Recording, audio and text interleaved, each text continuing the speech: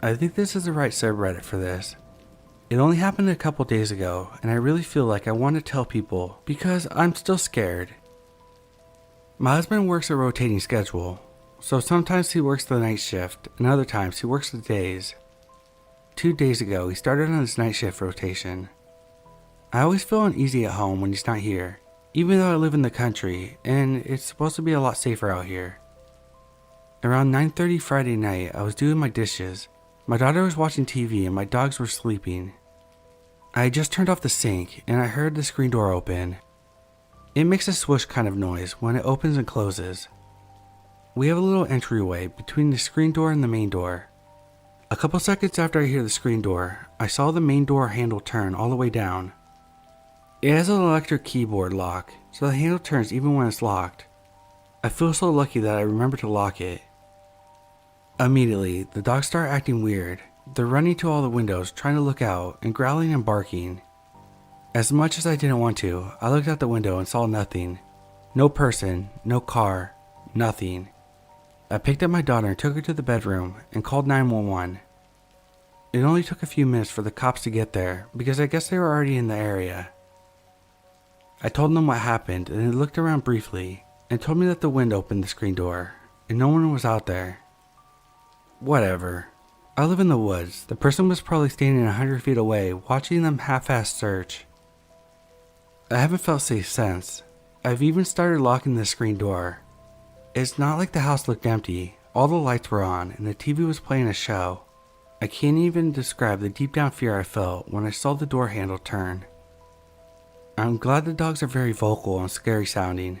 I think it deterred the person from trying any harder to get in.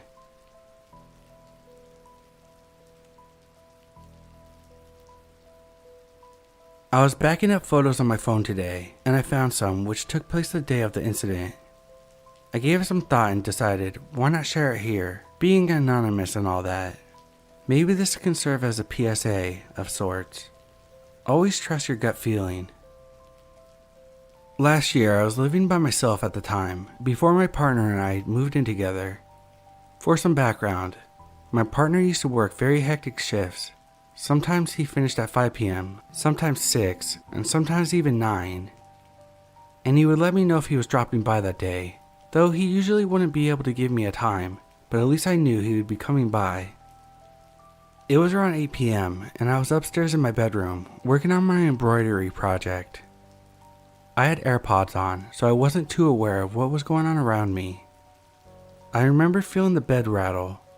My bedroom was right above the front door, so whenever someone closed the door, seeing that it was old and heavy, it always rattled my bed frame. This would usually indicate my partner has arrived.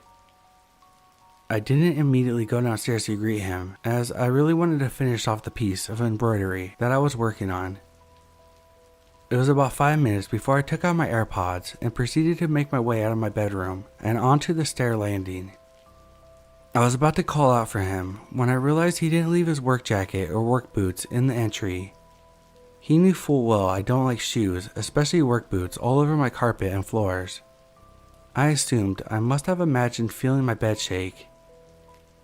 I went back into my bedroom and was about to put my AirPods back in when I distinctively heard a big crash coming from downstairs. It sounded like something heavy was dropped. I freaked out and called my boyfriend's name down from the bedroom doorway. I got no reply, but I sure as hell started hearing heavy footsteps pacing towards the entryway. My gut feeling was that something here was very wrong. I turned to grab my phone from the bed and bolted to the bathroom, which is the only room in this house that has a lock. I called the police as I started hearing those same heavy footsteps make their way up the stairs. I've never ever been scared of those creaking sounds coming from the stairs, but it was different then. At the time, it felt as if I never heard a scarier sound. As I was on the phone with the police, the only thing I could tell the lady on the phone was my address over and over again. I was more focused on how I was going to get out of there. I wasn't going to wait to see what would happen or who this person was, so I flung open the small bathroom window and feet first slid down onto the lower roof. My adrenaline was so high. I momentarily put my phone into my bra as I had no pockets and needed both hands. I just remember hearing the police dispatcher keep asking over and over again if I'm okay and what was happening. I didn't even have the time to tell her what I was doing. It felt as though my body had gone on autopilot. Once on the bottom roof, I lowered myself again, now onto the pavement. As I fell, right onto my knees no less, I got up and bolted it down the street. It was completely dark with it being mid-October. The dispatcher was still on the phone when I finally got on it again, and I told her while running that there was someone in my home and how I just jumped out the window to get away. I ran for what felt like forever until the lady on the phone said to focus on finding a shop where I could get into and wait for the police. I remembered my boyfriend and I told the lady I needed to call him. I made my way into the gas station by then and thought she wanted to keep me on the phone. I said I needed to make sure that my partner didn't go into my home and potentially risk running into the other person. I got in contact with my partner, who had just finished up work. It was around 9 p.m. by then, and he was currently driving to my house. I told him what happened, and instead he started heading to the shop where I was. I felt such relief when he got here. I remember taking a picture of my scratched up knees when I got into the car. For some reason, I got very fixated on them. My partner called the police back for me, as the shock was setting in then, and he let them know he was with me. It took some time before the police finally arrived at my home. I was told my front door was left wide open, and in the living room, the side table had been knocked over. My house wasn't ransacked, but it did look as though someone had booked it out of there relatively quickly. Upstairs, my bedroom door was kicked in so hard that the frame itself was indented, though nothing was stolen. Once I looked over the place, I was called and told I could return. A call to the ambulance crew was called, and they looked me over. They sorted out my knee and did some sort of assessment to see if I was okay mentally, and told me to go see my doctor the next morning about my knees. Reports and statements were written up, and I stayed with my boyfriend for 2 weeks after that.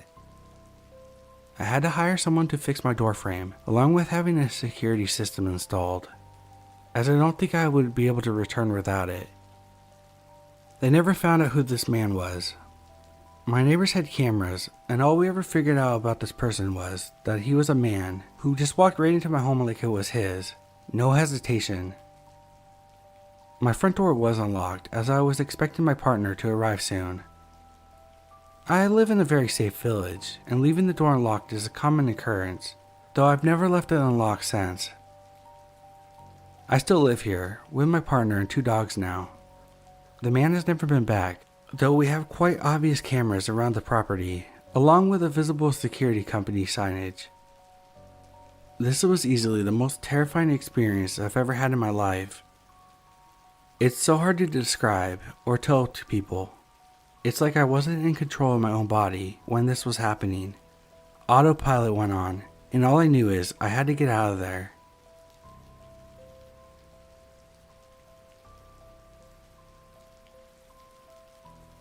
I live in a small town. You blink and you miss it. The best we can boast about is a single stop sign and a gas station, which we only have because of a nearby highway. Any actual semblance of a town is 25 minutes away. So when things get scary out here, it amplified. The occasional homeless person is no big deal. They're often drifting through. Drug addicts run rampant and will steal everything they can from your house. However, what happened a few years ago certainly wasn't normal. Originally, I was dead asleep in my bed. I only woke up because it was burning hot in my room. But it was summertime, and there's not much I could do. I just remember tossing and turning until I got a creepy feeling that fell in the pit of my stomach. I glanced over at the bathroom door, and it was open with a light on. Everything was normal. I left the light on so I wouldn't trip and die if I had to go pee in the middle of the night. Next, I glanced at the window directly across from my bed. I had no curtains, but I did have a shitty set of blinds.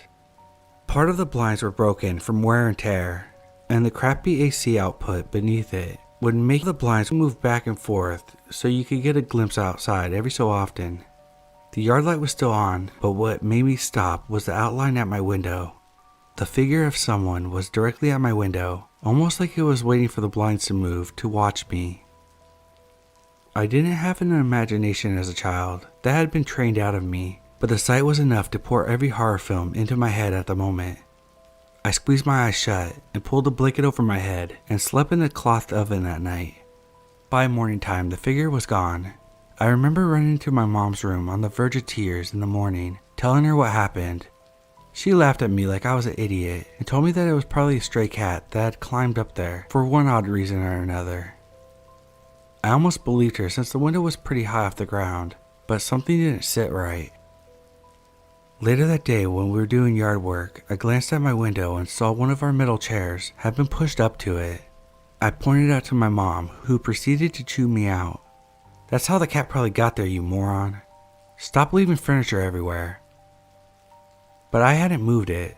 It was heavy enough that I struggled with it, so we move it back and so begins a pattern. At night, I'd see the figure, complain to my mom, and we would find the chair moved back every single morning. This went on for a few weeks. My mother stopped caring about my concerns until one morning when we saw the outside screen of my window had been sliced open. I still remember her shaking her head and complaining about those damn stray cats that we had still yet to see. I could tell she was unnerved by the development. I couldn't handle it anymore, and I opted to sleep in the living room that night. The only problem was the kitchen and living room connected, which meant there were always several windows. The first night of my move went well despite my back hurting from the couch. I avoided my room like the plague. It wasn't until 4 days later that we ran into an issue. I woke up and glanced up at the clock above the fireplace. It read a little past 3 a.m. I didn't realize why I had woken up until it happened again. There was a beam of light shining from the kitchen window, almost like someone was shining a flashlight in. I saw it trace along the walls and land on the love seat across from the couch I was on. I was mortified. When I told my mom, she continued to laugh at me. I gave in and decided I would sleep in my dad's room, even though they had a gigantic window. He slept in a recliner with a huge TV, so I felt more safe having someone around. The yard light was directly outside the window, and it always seemed foolproof. That's until I woke up out of fear and watched through the window across from the bed. Everything seemed normal as time drug on, and I felt like a moron. Maybe my mom was right. That was until I saw a long figure come out of the woods by my backyard shed, walk directly under the light, and head to the patio furniture, like he had been there plenty of times. I still remember the large build the man had, and the confidence like he was the one who lived there and wasn't creeping around my yard in the dead of the night. I just remember listening to the TV until I fell asleep again, hoping to get another glimpse. My dad would have been pissed if I woke him up. He was grumpy on a good day and terrifying on a bad. I didn't feel like risking it unless I had solid proof because I was scared. The next morning, my mom chewed me out again for leaving the patio furniture, which was a routine almost a month later. But this time, something new happened. She demanded I stop playing in the toolbox of the garage. A bunch of tools had been taken out and left on our doorstep. Screwdrivers, a large hammer, flashlights, etc. It wasn't me. I begged and pleaded with my mom just to stay with me one night. We couldn't close our garage because it was a carport, and I wasn't going to get my ass beaten for touching tools because of someone else. It was driving me mad. Finally, she agreed. That night, she would stay awake in the living room. I finally fell asleep before my mom did, but I remember her waking me up in a panic. She pointed to the window that overlooked into our garage. We see the top of someone's head as they walked back and forth. There was a sound of someone placing metal tools down by the brick steps, as if they were trying to be quiet, but couldn't fully muffle it. She whispered for me to wake up my dad. My dad was angry, having been woken up in the middle of the night by his frantic daughter. He grabbed his pistol and headed out from the back door towards the front of the house where the garage was. We heard my dad screaming and someone dropping tools, then the shot of the gun twice. The frantic footsteps pounding from the garage felt like they were coming from my chest. My mom peeked out the window, then opened the door. and then my dad stumbled in. He had missed both shots because of his unstable aim, but told us there was a man crouching at our front door looking at the door handle. None of us slept that night, and in the morning the loft from the closest town arrived. They didn't do much besides ask if anything had been stolen and for a description of the man. Then they told us to install cameras. That was it. They said the guy was probably just looking for some easy things to steal for quick money. If that had been the case, why hadn't he stolen the tools, the generator, the welder, or broken into any of the vehicles just sitting in the garage? We finally set up hunting trail cameras around the house, but nothing's happened since. Coming home from college on holidays, I still have nightmares about that incident years later when I sleep in my own bed. I don't know what he was looking for or why he did these things. Whatever the case may be, man at my window, let's not meet.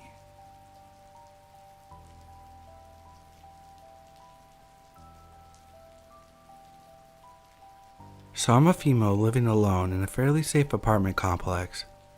I live on the 5th floor.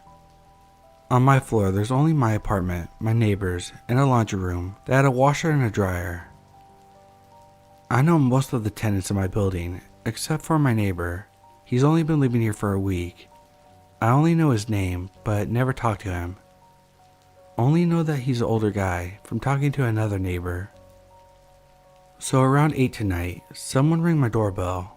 Through the peephole, I saw a guy standing in front of my door, like mid-40s. I thought that's probably my neighbor. It's normal in our complex to go introduce yourself, so I thought that's what he wanted. I only opened the door a bit, you never know, and left the chain on. He saw me and smiled and said, "Hi," but didn't say anything after that. I was already a bit confused, so I just said, "Hi, how can I help you?" He introduced himself as Bruno. Didn't say that he was my neighbor or anything, and I didn't say anything either. After a few seconds he said, "Don't be afraid, I don't bite." I was ready to yeet the door closed, because what the fuck? If someone tells you not to be afraid of him, there's definitely something to be afraid of. But before I could close it, he came really close to the door, almost squeezing his head in the gap. I should have slammed the door in his face at that point, but I was kinda shocked. Before I could do anything, he asked, "Did you do this to my laundry?" "What?" "Did you do this to my laundry?" At this point, I was super confused. I told him I don't know what he's talking about. He said something along the lines of, "Well, come and have a look," and pointed to the laundry room. At that point, I noped the fuck out and slammed the door shut, double locked it, and called my boyfriend. I saw the guy stand in front of my door for at least another minute through the peephole before he finally left down the stairs. He didn't seem angry or anything. He just had this weird, blank expression on his face. My boyfriend drove over to my place immediately. He checked for cars outside the complex, checked the stairwell, but didn't find the guy. We went back for the laundry he was talking about, but there weren't any. I know he didn't take it with him because I saw him leave without any, and looked through the peephole the whole time till my boyfriend arrived. He asked me if I knew the guy, and I told him that initially I thought it was my neighbor, but wasn't sure. He went to ring the neighbor's doorbell, and I watched him through the door, and the guy that opened the door definitely wasn't the guy that rang my doorbell. He also didn't know anyone that matched his description. Honestly, this whole thing creeps me out so much. Like, what would have happened if I went with this guy into the laundry room?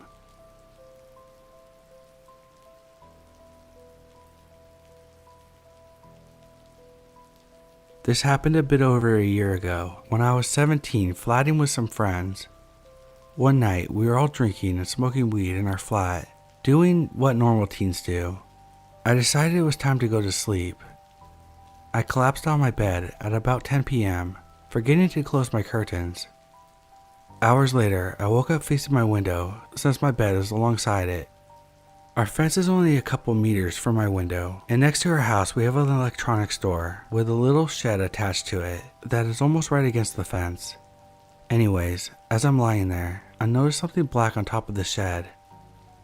Since I'm still half asleep, I assume it's a cat, but as my eyes adjust, I take a longer look. I realize it's too big to be a cat. Suddenly it moves, and I realize it's a person sitting on the wall.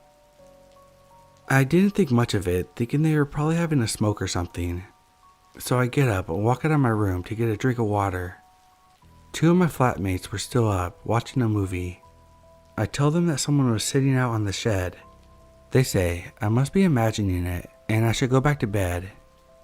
I get my drink, check the time, it's 3 a.m. I must be imagining it. Why would someone be out there at this time? I walk back down the hall to my bedroom, sure that I had imagined it. But as I walk into my doorway, I get the shock of my life. The person has now stood up and is standing on the fence directly in the middle of my window, only a few meters away from me.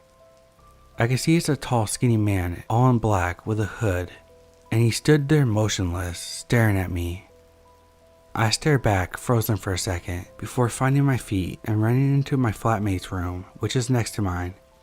Her window and curtains were both open, but I can't see the man from her window. I wake her up and tell her what happened. It takes her a while to wake up enough to understand what I'm saying. Finally, she gets it, and I ask her to come back into my room. She agrees, and we both slowly peep around the doorway to see the man still standing at the same spot.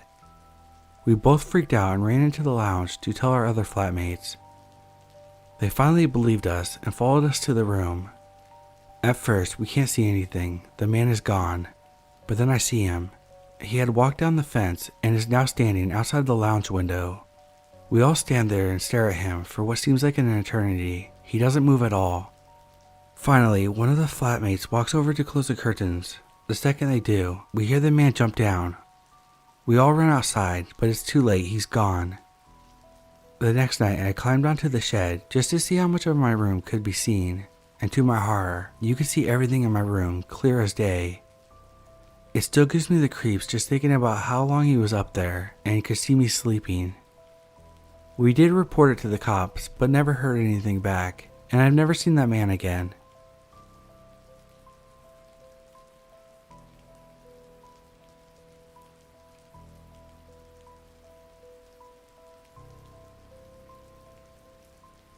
This summer, I decided to pick up some graveyard shifts at my current full-time job. Simply it pays me more, and I'm a university student drowning in student debt. About 2 weeks ago, on a rare occasion that I got to sleep during the same time the sun is down, at 3:30 or 4 a.m., I was suddenly woken up by a loud sound. Me being half asleep, I honestly didn't know what the sound was exactly. I just chopped it up to be my neighbors dropping something, because I live in an apartment with very thin walls. So I was just trying to go back to sleep. After about 10 minutes of me laying there with my eyes closed, I hear the sound again, but this time I'm pretty much awake, so I realize what the sound is immediately. Someone was knocking on my window. For context, I'm a single female living alone in a basement suite, so my windows are basically level with the sidewalk. Anyways, obviously I'm freaked out. I don't know what the heck to do. I don't want to move or make any loud noises, as I don't want them to know I'm home. I'm just frozen laying in this bed. I hear the knocking again. I instantly bolt up as my fight or flight kicks in, and I run to the front door, which has my keys and my pepper spray on it. The keys clink together and make a noticeable noise, and the knocking starts to get more intense and loud. This is when I realize the window with the screen by my bed is almost all the way open, because my cat likes to sit on the edge, and I forgot to close it and lock it. I start to freak out already, having major anxiety. I start looking for my phone just in case I need to call the police. Me being clumsy and shaking from my anxiety, I drop my phone on the ground. Whoever's at my window proceeds to do what sounds like sliding his fingernails or a sharp object down the screen. I realize this person's intentions are either to come in or to scare me. So like a fucking idiot and not thinking, I run to the window as fast as I can. I slam it shut and lock it while avoiding looking outside at whatever it was. The knocking stops and I wait about 30 minutes without hearing any knocking. I lay back down and go right back to sleep. The next morning, I honestly couldn't even believe that happened to me. I started to think that maybe it was a dream.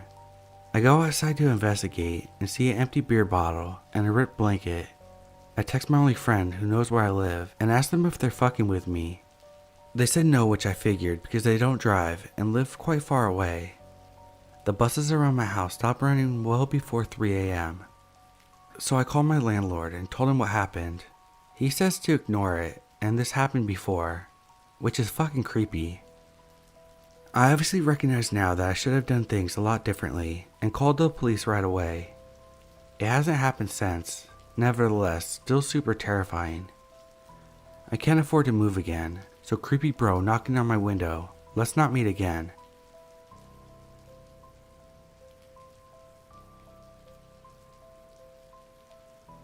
So this whole thing began maybe 2 months ago. At an aunt's party, my sister comes up to me and says that she thinks someone has been coming into her house in the middle of the night. My sister has always been easily scared, so at first I was skeptical. I asked her how she knew someone was coming into her house, whether she had actually seen anyone, etc. She told me that she hadn't seen anyone, but she knows for a fact that someone was in her house. She then went on to explain that she has a skybox downstairs, so whatever channel the TV's on downstairs is the same in her bedroom. I still didn't really buy what she was saying, but she seemed generally afraid. She claimed it had been going on for 3 months, on and off. To put her mind at ease, I told her that I would stay at her place for a few nights and wait to see if the guy comes. I took my younger brother along just to be safe. In all, we stayed at her place for 4 nights. In those 4 nights, nothing unusual happened. My brother and I were convinced that she was going crazy. My brother and I decided we had stayed long enough and told her that we had to go home. She got extremely upset about this. I reassured her and told her to call the police next time it happened. She had called the police once before about the guy, and when the police came, they found no one in the house. I said that she can call me anytime she wanted and left for work. 2 days later, she called me at 11:30 p.m. and claimed that he was downstairs in her house right now. I asked her how she knew, and she said he's walking around the house. She was whispering and crying. I knew she wasn't making this up. I could tell in her voice. I called my brother and told him to meet me at her house. I was on the phone with her the entire drive over to her place. I live about 10 minutes away. When I got there, my brother was parked outside. We both went to the back of the house. I was still on the phone with my sister. The first floor of the house was lit solely by the TV in the living room. As we approached the patio door, we saw a man sitting on the couch facing us. We were frozen solid, and my sister noticed that we went quiet and started asking us what was wrong and if we could see him. I told her to stay quiet and that we had it in hand. I then hung up the phone and called the police to explain the situation. The guy hadn't moved from the couch at all. The TV turned off when we were waiting for the cops. My brother and I majorly freaked out when that happened. We couldn't see anything downstairs. Then the hallway light turned on, meaning someone was on the stairs. We opened the patio door and ran up the stairs and caught the guy with his ear to her door. We kicked the shit out of him and got my sister out of the house. He had a knife in his coat pocket. The cops came maybe 10 minutes later. He could have killed her if he wanted to, which was outrageous. It turns out this guy was one of my mom's old boyfriends who had lived with us for a while in the 90s. He had been fond of my sister, but we never suspected it to be him. He hadn't contacted any of us in nearly a decade. My sister has moved back in with my mom and is undergoing therapy to get over what happened. Our stepdad, as he liked to call himself, was given 3 years in prison. We are doing our best to cut all ties with this man.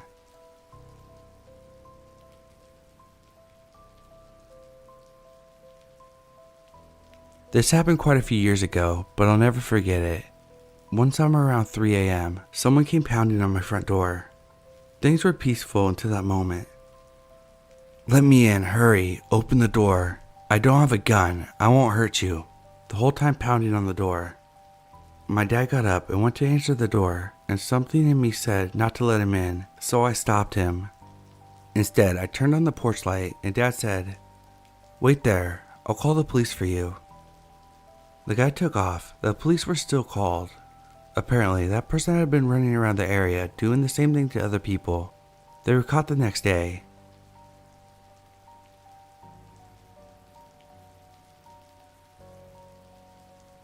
I was in my bedroom studying for college finals late in the evening. I was short on time and feeling a bit stressed. The landline phone rang in my bedroom and I answered.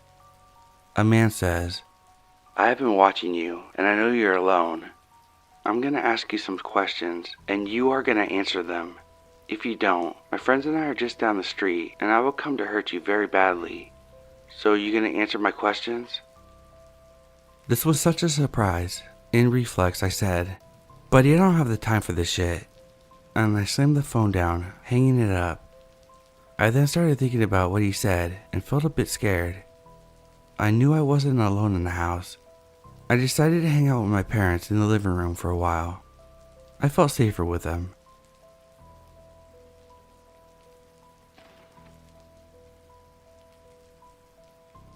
So this happened about 4 years ago. My dad works nights, so I'm home alone until about 2:30 in the morning most days. We live in a pretty quiet area where people usually keep to themselves. One night, about 1 in the morning, there was a knock on the door, and when I checked the peephole, there was a young woman with a car parked near the curb in front of our house.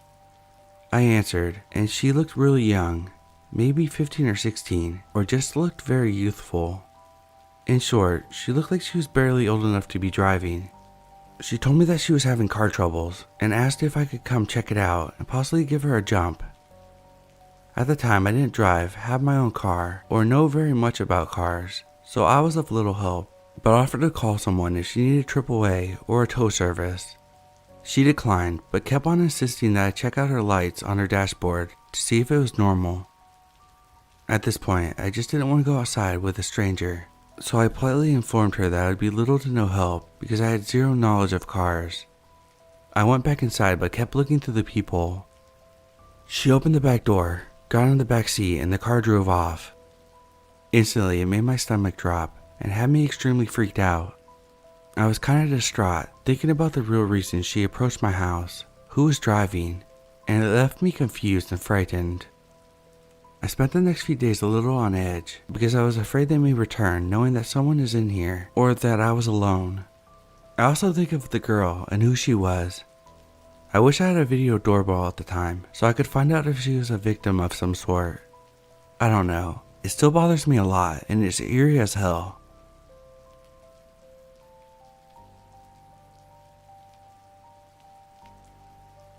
A few months ago, I was sitting on my porch, enjoying a peaceful afternoon. I live out in the country, my closest neighbors being over a mile away. Just my dog and I, watching squirrels run across the dirt road. About mid-afternoon, a fellow stops out by the road and asks to enter my yard. I wave him in. Seems like a decent enough guy. As he approached the steps, my dog moved to block him. The dog was growling lowly, and his hair was standing up on his back. This was unusual. The man asked if he would bite. I replied, "He's meaner than hell." He isn't mean and has never bit anyone, but this guy doesn't need to know that. So he stands in my yard and introduces himself as the son of my neighbor down the road. He has moved back home to live with his mom, who is getting up in age. We make pleasant small talk back and forth, my dog staying between us. He doesn't take his eyes off the stranger. He isn't growling, but the hair on his back is still standing. This puts me on edge as well. I bid him a good day and walk into my house. After watching him drive away, I do a search of the name he gave me. It doesn't take long to find out that he's a registered sex offender. I felt shivers down my spine. Being that I have a wife and a teenage daughter, I felt it necessary to call this man's mother. I told her to inform him not to be around my place anymore. I've always heard that dogs can spot the bad in people. I believe it now. Good boy.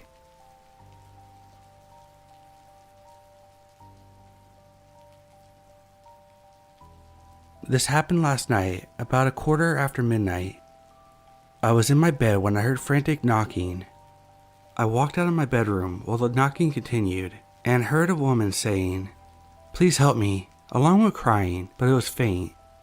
I looked at the people and no one was there, and no other doors were being knocked on, just mine, which was odd in itself because I live on the 3rd floor. Why would someone walk all this way up to my apartment if it was in distress? I think it was a recording, because if someone really needed help, they would be banging on everyone's door. I called the police immediately, and the dispatcher told me not to open the door, and if I had a weapon. I've heard of this tactic before, but slightly different, as it was a recording of a baby crying. Just insane while thinking about the statistics of stranger abductions usually result in murder. Also, just so sick to try to prey on someone's empathy.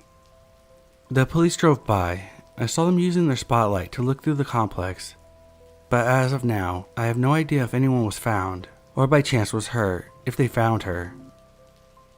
I barely slept with all the possibilities of how this person found me, where they saw me, when they followed me, or if they live in the complex. I am 4'10", live alone, and don't know many people in my area. No family close either. Have they been watching me and know all of this? I mean, it's just making me go crazy. Stay vigilant, don't fall for these tactics, and know that not everything you read on the internet is false.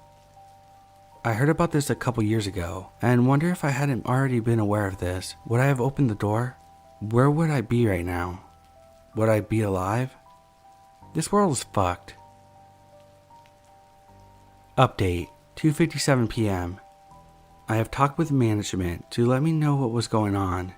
As of right now, no one else reported to them of anything similar happening. I'm gonna contact the police again for an update. I was directed to another PD, but they weren't the ones that responded to the call. I know it takes time for these reports to be filed, so I'm trying to be patient. I just want to know if this happened to anyone else. I've ordered a Ring camera and will be picking it up shortly. At least I could get it on video if they come back, and it will help me sleep better. As far as it being a prank, it absolutely could be, but I would be more inclined to believe it if it happened to other women in the apartment. Maybe it has, but they haven't said anything. One side of the coin, it's a very cruel prank and I shouldn't worry about it. The other is that someone has been watching me and had something sinister in mind. Horrifying to think that someone would pull an elaborate prank like this, or real world things that happen that we never think could happen to us. With guns and self-defense class, I will be getting both of these, but they will take time and a lot of money. I don't just want to get a cheap gun with no training. That won't help much. It will be something I will invest my time and money into. But for the short security, I can really only get a Ring camera and stay updated with a PD. Thanks everyone for your helpful tips, like the neighborhood app and gun safety. I appreciate it so much during this very scary time. Update 2. I have my Ring camera installed and working. I feel much safer knowing that if they come back, I can at least have a recording of them. I know I need to talk to my neighbors, but right now I'm exhausted from no sleep and still spooked, so I'll do that tomorrow. Also, hopefully the police report will be filed tomorrow so I can talk to a deputy about this, see if there's any update.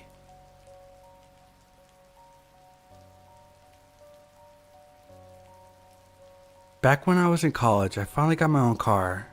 My usual Friday nights were taking my cousins and my brother to my old high school's football games, since we were all fans of sports. The games would usually end around 9:30, and after we got done with our late night fast food joint run, the time would be around 10:30 p.m. Whenever I drop someone off at their house, regardless of what time of the day it is or how much of a rush I'm in, I always make sure to sit in my car until I see them enter their house.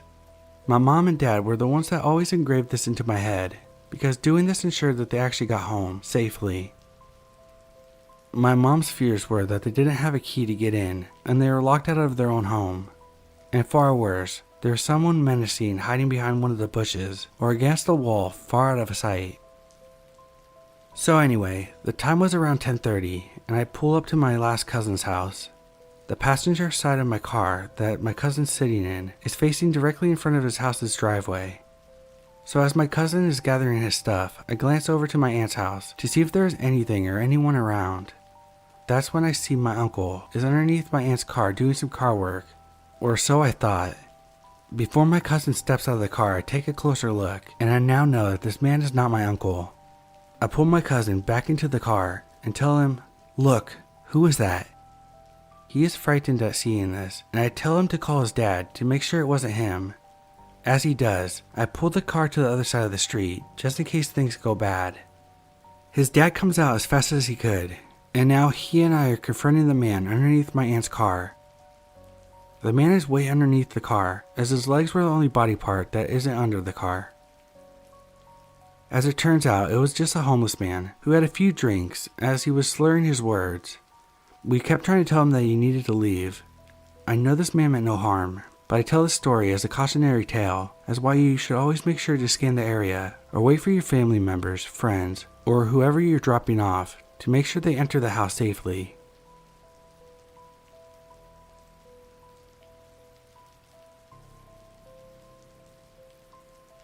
I've never really had anything like this happen to me before, so I'm not sure if perhaps I'm overthinking it.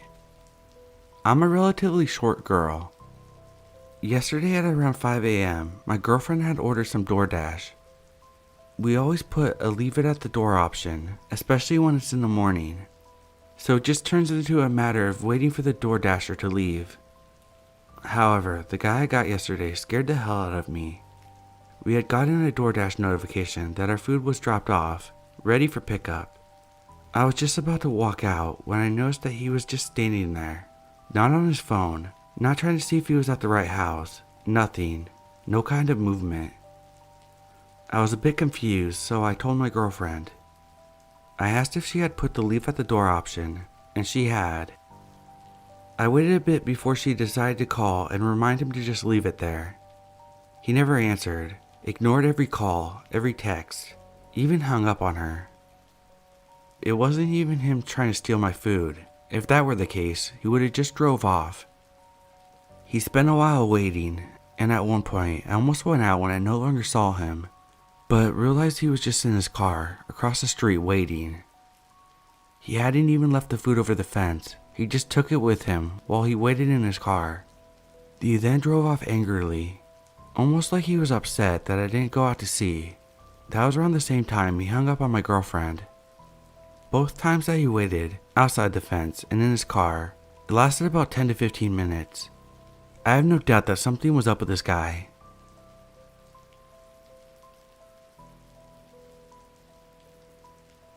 I'm a 38-year-old female. When I was 18, I lived in a detached garage apartment that had the second apartment upstairs. My apartment was in infancy and only had walls without doors to separate the rooms. The second floor was being renovated and no one rented it. At night, I would hear footsteps that sounded like it came from upstairs. I could hear someone going up and down the stairs outside at night. One time, I put my St. Bernard on a tie out to potty. I went outside when I heard scratching on the steps to find her wrapped around the stairs in a way she couldn't have done herself. I started having friends stay over because I thought I was imagining things since it was my first time living alone. One night, I was laying in bed when I heard a noise that woke me up. I looked up, half awake, and saw a shadowy figure at the foot of my bed. I could see the outline of what looked like a thin man or woman with shaggy hair and a top hat. I told myself that I was just being paranoid and imagining things. I grabbed a hold of my dog, covered us up with a blanket, telling myself it wasn't real.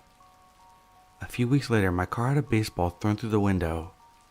I was out taping up my window and the neighbor came to talk to me, a young couple that rented a house on the same lot. I asked her if she knew if our landlord had either been working on the upstairs unit or maybe rented it out because I kept hearing noises. She told me no and offered to have her husband go take a look at the upstairs unit. While he was expecting it, she starts telling me to be aware of homeless men who have been seen in the alley behind us. I ask her to describe him, and she tells me that he's tall, thin, dirty long hair, and is always wearing a funny hat, like the Mad Hatter. The husband comes back and tells me that the door was unlocked, but the floor isn't done in the apartment, so there's no possible way someone could be up there, because there's no place to step. I called my mom, and she helped me move. While I was loading the U-Haul, I found 3 house keys in a random place in my yard. All of them went to my door. I'm pretty sure there was a dude just living with me, and I had no idea.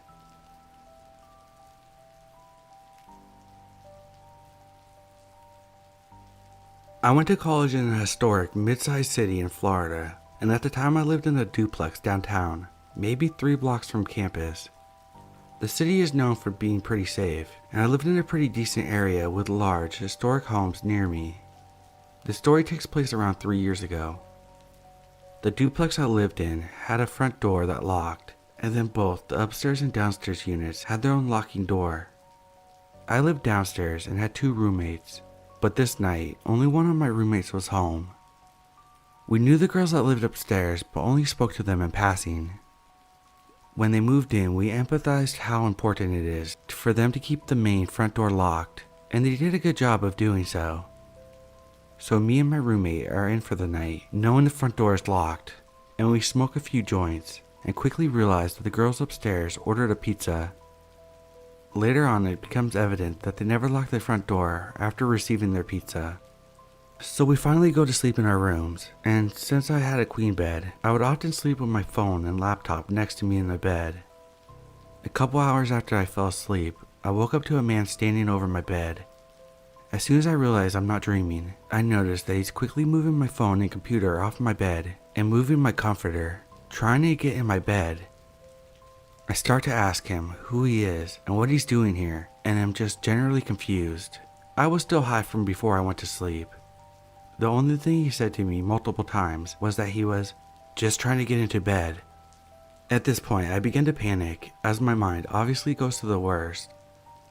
I was hoping that maybe my roommate had invited some random Tinder guy over, and he had gone into the wrong room. But the more I questioned him, all he had to say is, "I'm just trying to get into bed." I own pepper spray and a stun gun, but I accidentally left them on the shelf that the guy was standing right in front of, so there's no way I would be able to grab them without escalating the situation. Realizing I need to do something quickly, I blurted out, "There are 5 people who live in this house. Get the fuck out of here now." I will scream and they will come in seconds. Luckily, that was all it took to scare him off.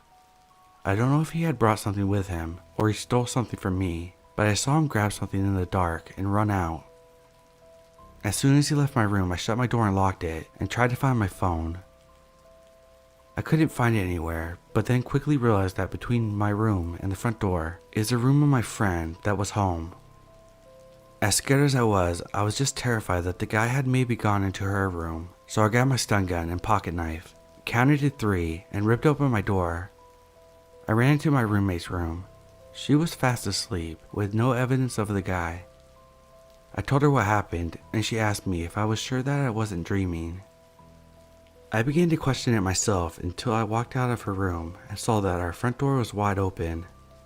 I went in my room to search for my phone, and finally found where it was hidden, under a pile of clothes. The pile was across the room from where I left it. That sent a chill up my spine, as I immediately knew for a fact that someone had been in my house and my room while I was sleeping, and long enough to hide my phone, which only worsened my suspicions of his intentions. I ran back to my roommate's room, who at that point believed me. We barricaded ourselves in the room and called 911. Within minutes, there were police cars swarming our streets and policemen in our yard that yelled for us to leave quickly and run towards them.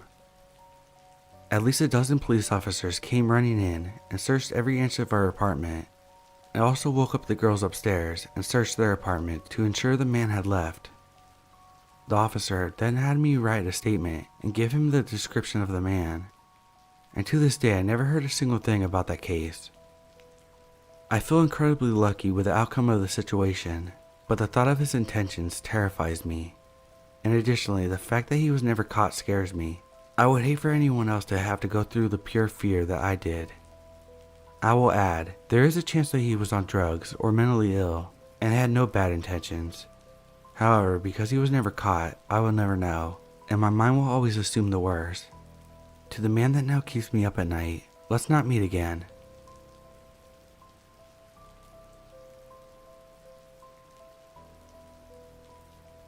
This summer, I decided to pick up some graveyard shifts at my current full-time job. Simply it pays me more, and I'm a university student drowning in student debt.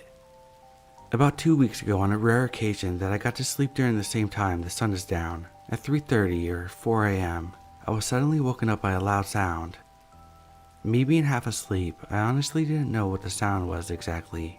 I just chopped it up to being my neighbors dropping something, because I live in an apartment with very thin walls, so I was just trying to go back to sleep. After about 10 minutes of me laying there with my eyes closed, I hear the sound again, but this time I'm pretty much awake, so I realize what the sound is immediately. Someone was knocking on my window. For context, I'm a single female living alone in a basement suite, so my windows are basically level with the sidewalk. Anyways, obviously I'm freaked out. I don't know what the heck to do. I don't want to move or make any loud noises, as I don't want them to know I'm home. I'm just frozen laying in this bed. I hear the knocking again. I instantly bolt up as my fight or flight kicks in, and I run to the front door, which has my keys and my pepper spray on it. The keys clink together and make a noticeable noise, and the knocking starts to get more intense and loud.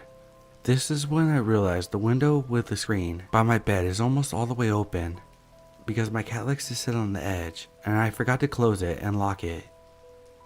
I start to freak out already, having major anxiety.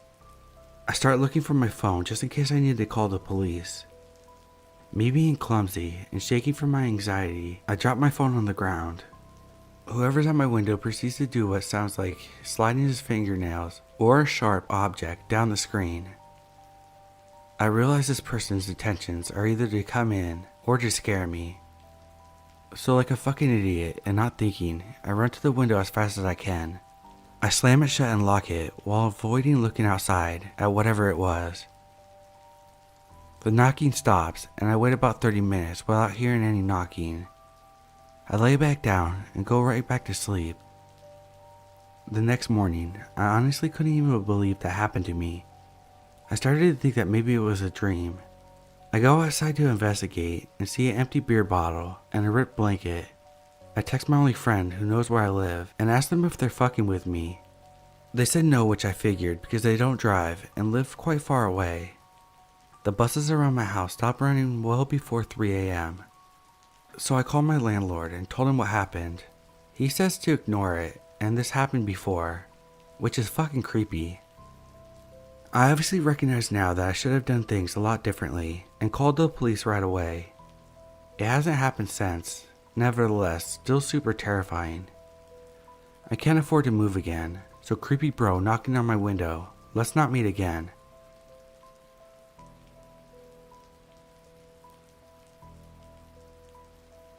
This happened in 2018, probably around 10 o'clock at night. My sister, 15 at the time, and myself, female and 18 at the time, played volleyball together for our high school, and obviously would ride home together after our games. Our mom was probably about 10 minutes behind us. I live about 30 minutes outside of town, in a little neighborhood out in the country. So all my neighbors and I lived down gravel roads. The neighborhood had no streetlights, so it was pitch dark outside, except for my car headlights. As we were pulling up and turned onto the gravel road, we noticed a guy in a black hoodie standing by our neighbor's mailbox. Of course, I stopped the car and we both stared at the strange person. We knew it wasn't one of our neighbors because we lived there our whole lives, and none of our neighbors would be out taking a walk in the middle of the night, so it was definitely weird. As we're staring at this person, they start walking towards my car and I obviously freak out. We'll whip a U-turn out of the driveway and book it down the neighborhood. I could have just turned into our driveway and went home, but didn't want the person to follow us because we were just two teenage girls and would have been home alone until my mom got there. I called my grandma who lives 5 minutes away and explained our situation and went to her house. We called my mom and also told her not to go home and that we were at my grandma's house. My grandma called our neighbor and they called the sheriff, but the guy was gone.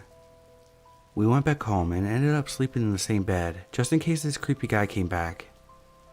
It was definitely a creepy, unsettling encounter because who knows what this person wanted, or if they would have followed my car down the driveway and potentially did something to my sister and I. I'm just glad I turned around and left. Never saw this person again.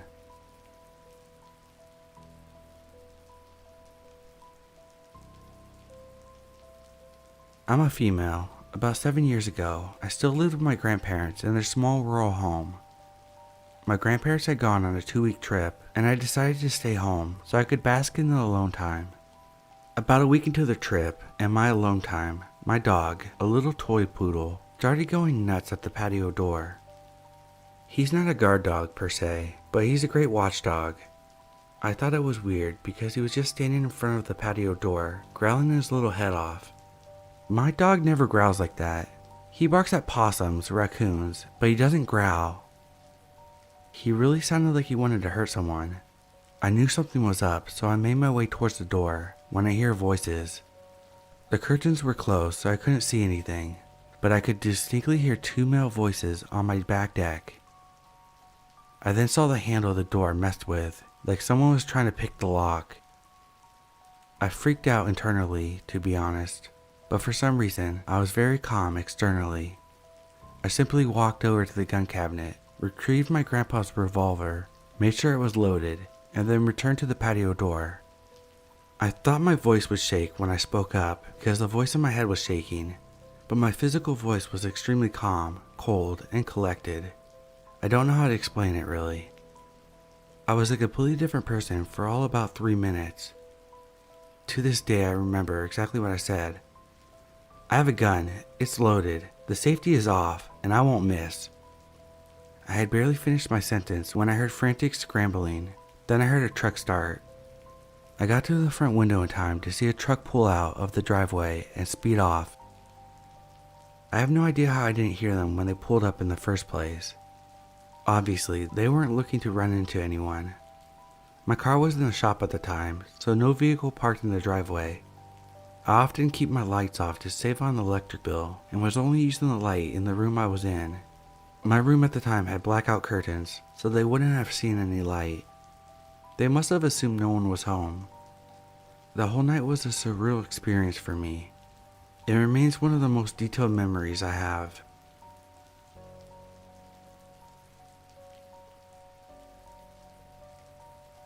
Okay, so this just happened 30 minutes ago, and I don't know what to think about it, but I'm still absolutely on pins and needles as I type this. So I live in a nicer suburb in a good-sized apartment complex that for some reason has weird encounters. I've had plenty of creepy things happen to me, but the one from tonight is the one that spooked me enough to actually sit, write about it, and share it. A little background to help you see how off it was for me to be so afraid so fast. I enjoy researching and learning about the darker sides of people and wanted to be a forensic psychologist or a profiler for the FBI. Neither of those panned out, but I'm very aware of people and odd behaviors because of it. I'm also very paranoid, and I'm always trying my best to make it as hard as possible for any would-be person looking to harm me to be able to do that. So naturally, my alarm bells work very well. It was about 12:30 a.m. at night, and I was taking my dog for the last potty break before bed. The buzzer that rings in my apartment to be let in is broken, of course. So we, my boyfriend and I, take our keys out with us to come back in. I was too lazy and didn't bring them in, thinking I would just call him to buzz me in. As I walked down the stairs, I had literally said to myself, almost in a joking way, what if someone weird is outside and I don't have my keys and can't get inside in time if he runs at me?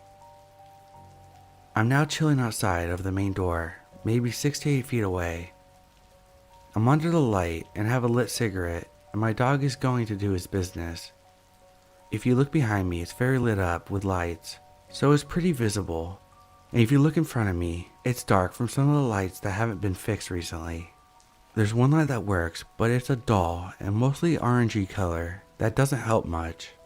I'm finishing my cig, looking in the direction of the orange light, which is off to the side a bit, and away from another apartment building entrance next to me, 100 feet away.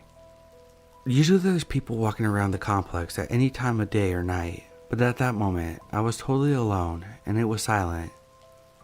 All of a sudden, there's a movement, and a person comes out from behind a tree that is behind the orange light I told you about.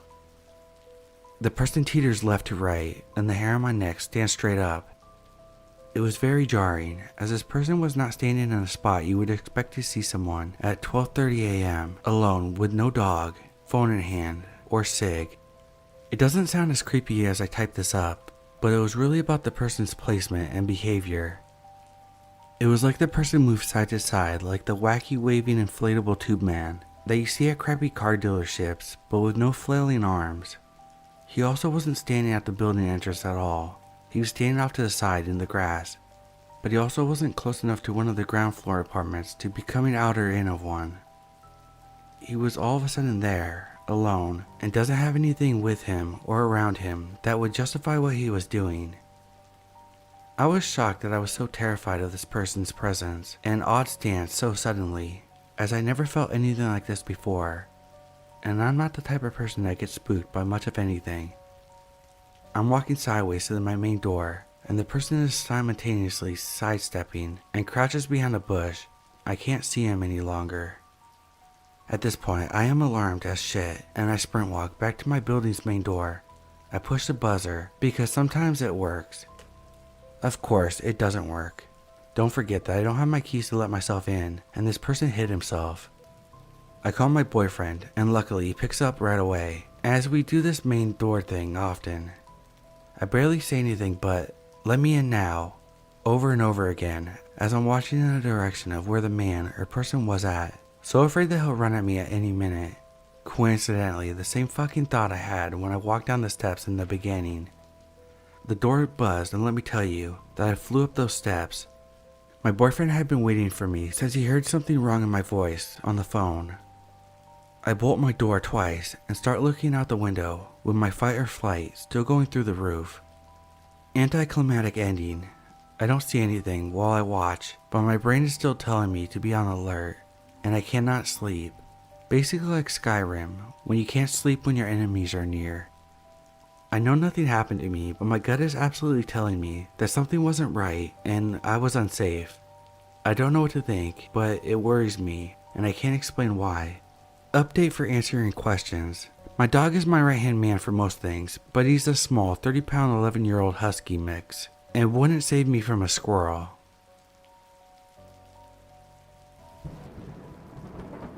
For some background, there's this app called Life 360 where you can add friends and family on.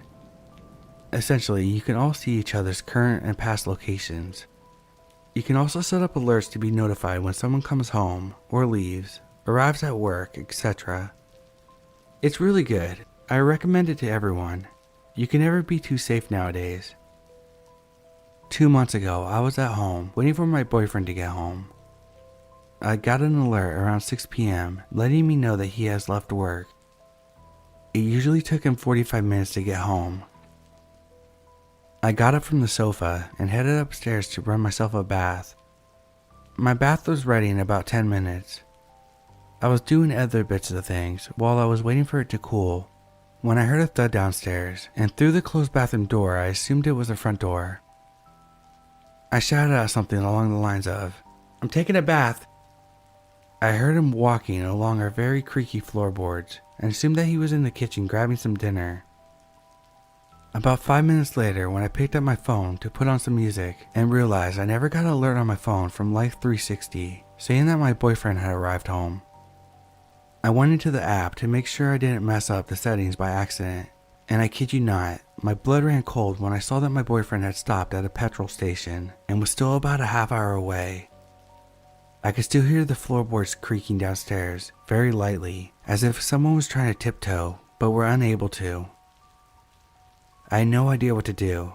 I called my boyfriend, he didn't answer, and when I didn't hear his phone ring from downstairs, I freaked out even more. I have horrible anxiety and could feel an attack coming on. I left the bathroom and walked into the bedroom as quietly as possible. I shoved my desk chair under the knob as it didn't have a lock. I don't know why, but I didn't think to call the police then. I was so focused on getting out that all my other thoughts and senses just disappeared. I say this lightly now, but this was not the case at the moment. I proceeded to basically Mission Impossible it out of my bedroom. We had a shed underneath the window, large enough for me to safely get on top of it and then jump off from there into the garden. The only issue was that I had to make my way down the garden alley, where I would have to walk past our large window and door. He would be able to see me very clearly. I was so scared, I kept taking peeks into the window, and I couldn't see anyone. I felt more confident to run past and took one last peek. And there he was, looking right at me, not even a foot away from the window. I can't even begin to explain the sheer fear and horror I felt looking him right in the eyes. He had such a cold expression, totally emotionless. I ran, didn't look back. I was so fucking terrified. I remember nearly tripping in my slippers and having to shake them off so I could run faster. There was a long road between us and our neighbors, where I was running to. I did make it. Their lights were on and I started pounding on their window. I was let in and they called the police for me, as I was inconsolable at that point. I kept telling them to please call my boyfriend, as he was driving home too. When the police arrived, they found that no one was there. We didn't have cameras, and neither did my neighbors, so we have no way of telling when or how he entered and left. I later found out that he came through the window. The noise I heard, which I assumed was the door. The window had fell downward and shut loudly, I assume after the man came in. There were also scratches on the top of the chair that I put under my doorknob, signaling that he tried to push it open, but was unable to. There wasn't much of a case. I couldn't ID him. He was also wearing a face mask and beanie, and I don't even know what color hair he has. The only thing I saw was his eyes. He was white, tall, slim, and a man. I only looked at him for a mere second, if that. Nothing was stolen either. We have cameras and a security system now. Never making that mistake ever again.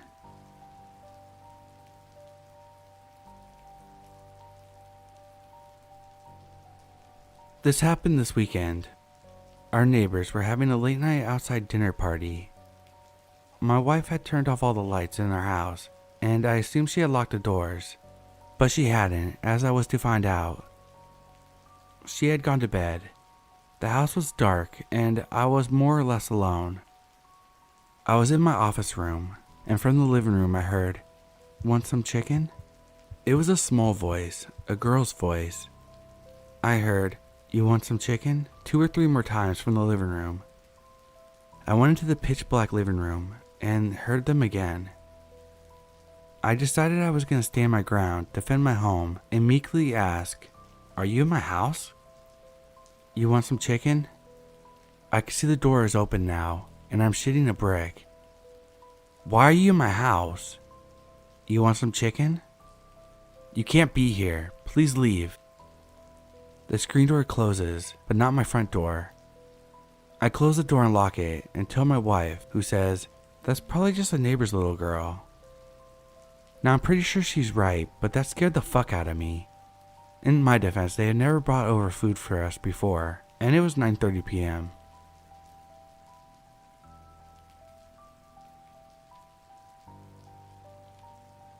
This happened a long time ago when I was 18.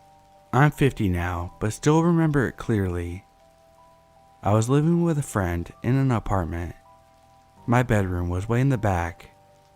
Little background, my friend and I did a lot of hitchhiking back then. There's a reason I mention this. Back to the story.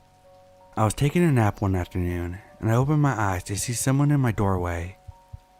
It was the guy we hitched a ride with from a bit ago, who we stupidly had drop us off right in front of our apartment. He was just standing there looking at me, and I was the only one home. Some instinct told me not to act scared, so I sat up and greeted him like it was totally normal to see a strange man staring at me from my bedroom door. I quickly got up and got him into the living room of the front of the apartment, acting like it was a nice surprise seeing him, and talking casually the whole time. My pretense at being casual worked, thank God, because he left shortly after. I truly think if I would have acted frightened and lost my shit, it would have been the catalyst he needed to do whatever he might have been thinking of doing. Predators love fear.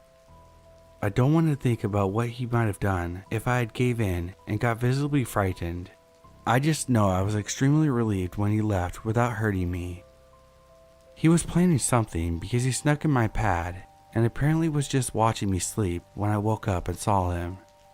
Was he just going to keep watching? Somehow I doubt it. I thought twice about being dropped off at my place again.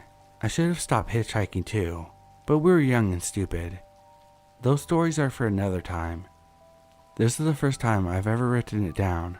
Curious what anyone thinks if my reaction might have saved me, because I really believed it did. Like I said, predators love fear, and I did my best to hide it. It worked. God was definitely protecting me, because I don't know if I would have thought that quickly otherwise. That was still a scary experience though. I was shaking inside when he finally left.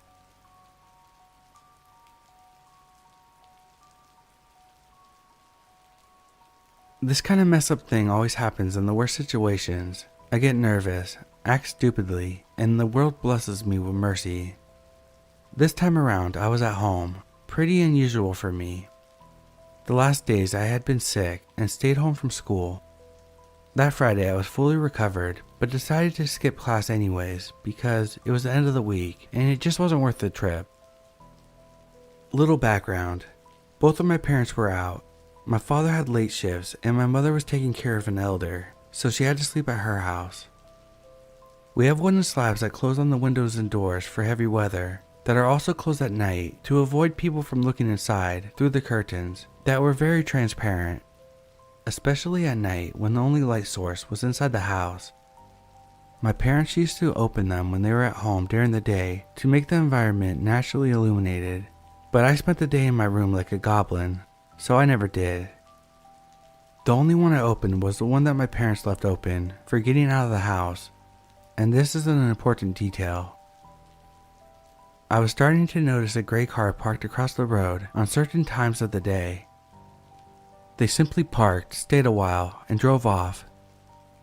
I figured that it must be some of the neighbors' visitors since they didn't have a place for more cars, so sometimes their friends would park at the bus stop. One day I was cutting myself some tomatoes for a sandwich when I heard a loud bang on the glass door.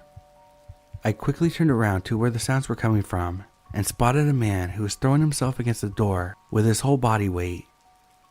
I'll tell you, this door isn't made to hold any kind of trauma. It was a full pane of glass, as fragile as it may sound. It's been broken by mistake during parties, and I was totally sure looking at the shaky nails that it wouldn't have lasted after 2 bangs. My mind at this point dropped to caveman level. I decided to open the door with a fucking table knife in my hand. A rounded table knife. The man fell before my feet and I collected myself with the most efficient expression I could give. I didn't say a word. I just stared at him as he quickly got up and backed off. He then proceeded to make up the messiest explanation I've ever heard. He said something like, "Oh, I didn't know you were home," and then asked me if my parents were home because he has a service for sharpening knives. That is the thing here. People go around the street and stop at the houses for various services. He then looked quickly at my hand and responded himself that we didn't need anything sharpened and that he had made a mistake. I then saw a woman coming around the corner, about to come into the house before noticing me. The man turned around and shook his head with his eyes wide open. She backed off and then they ran out to a car, which unfortunately I didn't get the plates. I then closed the wooden slabs, shut the door, and proceeded eating my unfinished sandwich with my shaky hands.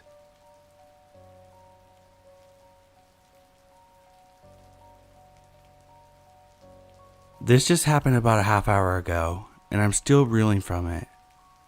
It's 1:30 in the morning, and I just got home from hanging out with one of my cousins. I'm in the Midwest, so we've been getting slammed all night by runoff of the hurricane weather down south. So I was driving, coming up to my house in a downpour, and winds were almost knocking me over. I'm on my porch waiting for my brother to come unlock the door, when I look behind me and see a guy walking towards me. Now, we're no strangers to people going past our house. We're at the end of the first side road in a good-sized neighborhood, and to the left of us is a walking trail. Just before that, we have a fire station with a huge parking lot. Across the street from that was a party store and some apartments. So it's not uncommon to see people going past the side of our house, beyond the fence, or down our road at all times of the night. But again, it had been storming bad all night. Who would go out in this? This dude was maybe 500 or 600 feet away from me, straddling the line between the fire station lot and my neighbor's yard. He's limping a little, and I could sort of make out his silhouette. He's bulky, with a hat on, those fuzzy lumberjack hats, like the one that Cousin Eddie wears on Christmas vacation. The longer I wait, the closer he gets. It felt like a good 5 minutes before my brother finally opens the door. I slide in and spend 20 seconds trying to fiddle the deadbolt in place. I sneak over to the far edge of the living room, to the window that looks outside, and he's heading towards my house. We have a dresser in our yard that my mom is fixing up, and this guy is right behind it, walking up our walkway. At this point, I start freaking out. I can see him a little better now with the porch light on. He had a jacket over maybe a sweatshirt and that furry hat, and for some reason a face mask. Just a regular disposable one. This dude is walking in a beeline straight for my porch. I'm on autopilot now. I rush into the kitchen and shut off the lights. With it on, you can see the shadow straight onto the living room window, and I wanted the element of surprise on this dude. With that, I headed back to the window and quietly looked outside again. The dude is gone. I glanced on my porch, into the yard, down the road. No sign of him anywhere. I didn't hear him coming off my porch, which you usually can. It's all the dead leaves on the side of the house, and I didn't hear any crunching there. So at the end of writing this, it's been about 45 minutes. Both ways into our house are locked and dead bolted. My windows are a good 7 to 8 feet above the ground, so it would take some effort getting through them, and I haven't heard anything. Best case scenario, this dude was just trying to stay dry for a second before walking back out. Hopefully I'm spooked for nothing, and it will be quiet for the rest of the night. But man, I still got goosebumps.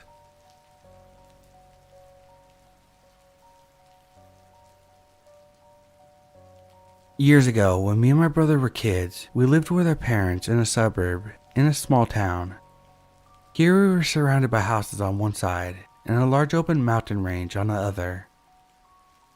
One Halloween night, I'm guessing somewhere between 2004 and 2006, my mother had put us to bed, and my dad was working away sailing ships at the time.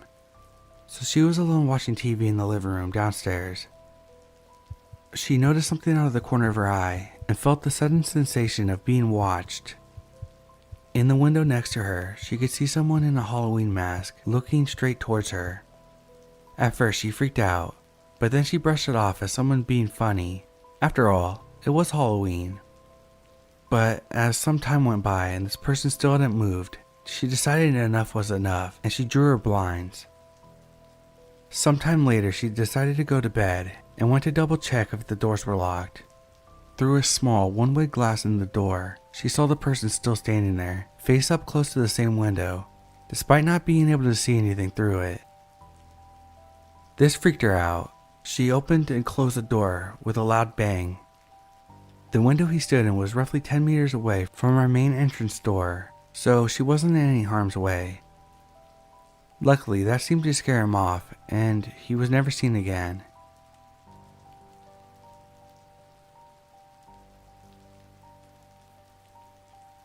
I'm super creeped out right now.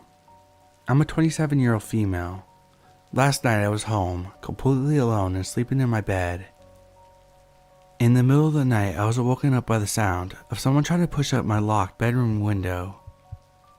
I couldn't see my window because it was past my footboard on the other side of my bedroom, and I was laying down. But I knew that unmistakable sound of the window being locked and the jiggling sound it makes, because I've locked myself out plenty of times and I've tried to get through that window before. I sat up to get a look, and I saw a dark silhouette of a person standing looking through my window. I laid back down for a second, really confused and tired. When it actually clicked what I had seen, I sat right back up. They were gone.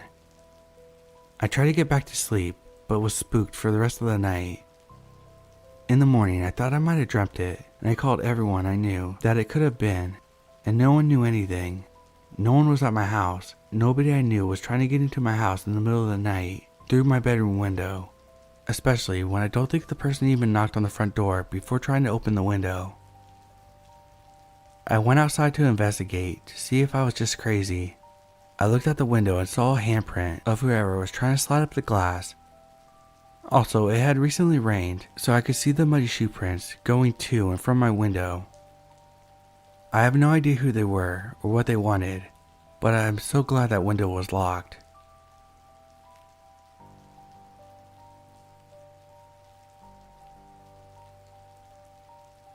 I'm not entirely sure this qualifies as creepy, so much as it was straight up scary.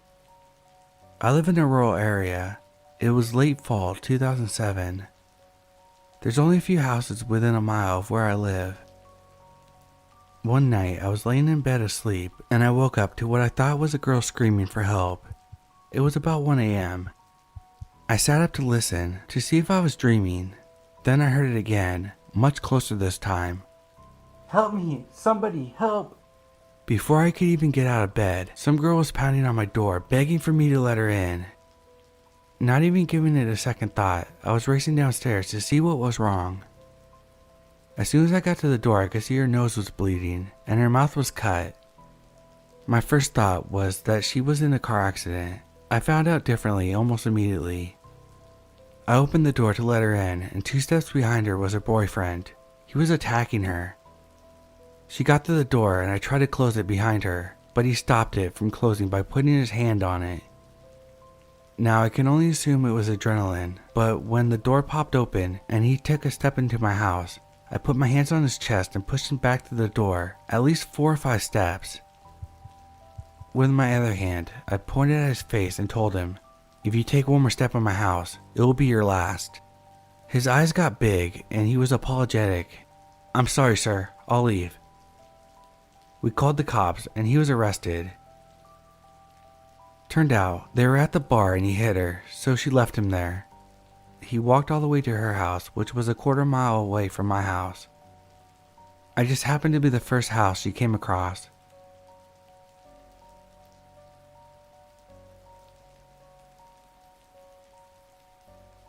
I lived in the middle of nowhere, in the country. Closest house was a few miles away. My parents never let me be home alone, but they had to go get groceries from a town 40 minutes away, and I begged not to go. I just wanted to stay home and play with my Barbies. They agreed. I was having the time of my life, and all of a sudden, I hear both dogs barking outside. They would only bark like that when a car would pull up. I am on the 2nd floor of my home. The front door is on the 1st floor, right by the stairs to the basement. I look out my window and just stare because I have a sinking feeling in my stomach, and I start screaming. I see a man walking up my driveway. I start hyperventilating and crying, wondering how this person got here. My driveway is pretty long, thank God, but covered in trees. He is about 20 feet from the front door, and that thing is never locked, so I bolted downstairs and thankfully got there in time. It was right out of the movies, because as I was at the front door, locking it, I hear pounding on the door. Then I heard the door handle trying to be opened. I book it into the dining room and make sure the screen door is locked. I call my dad on the home phone. He starts swearing, not directed at me. "What the fuck?" I hear the man going through the garage and I'm freaking the fuck out, and he's trying to open the door. He eventually goes through the yard and seemed like he was looking for something. My dog is small, but she's barking up a storm. I tried to call my closest neighbor, who was a retired cop, but of course he wasn't home. It felt like 30 minutes, but this guy finally leaves, and my dad and mom finally get home. Turns out, it was our very drunk neighbor. His house was like 7 miles away. He came into my yard looking for my dad, because he had driven his car into a ditch, and we lived on a tire farm. It wasn't uncommon for my dad to help these people. They were drunk all the time and always looked for rides. Anyways, my dad took his gun and went to their house. He threatened them and told them to never do shit like that again. If I remember right, they were trying to get into one of our vehicles. Scariest time of my life. Didn't stay home alone for a long time after that. Even thinking back now on it, my heart races. I don't think they would have done anything to me because I respected my dad, who is 6'5" and has anger issues, but at the time, I didn't know. To add, these people ended up making me a dream catcher and a tribal blanket. They had about 10 people living in a 2-bedroom house of theirs, so I didn't recognize the man. Their house ended up getting raided for drugs or something.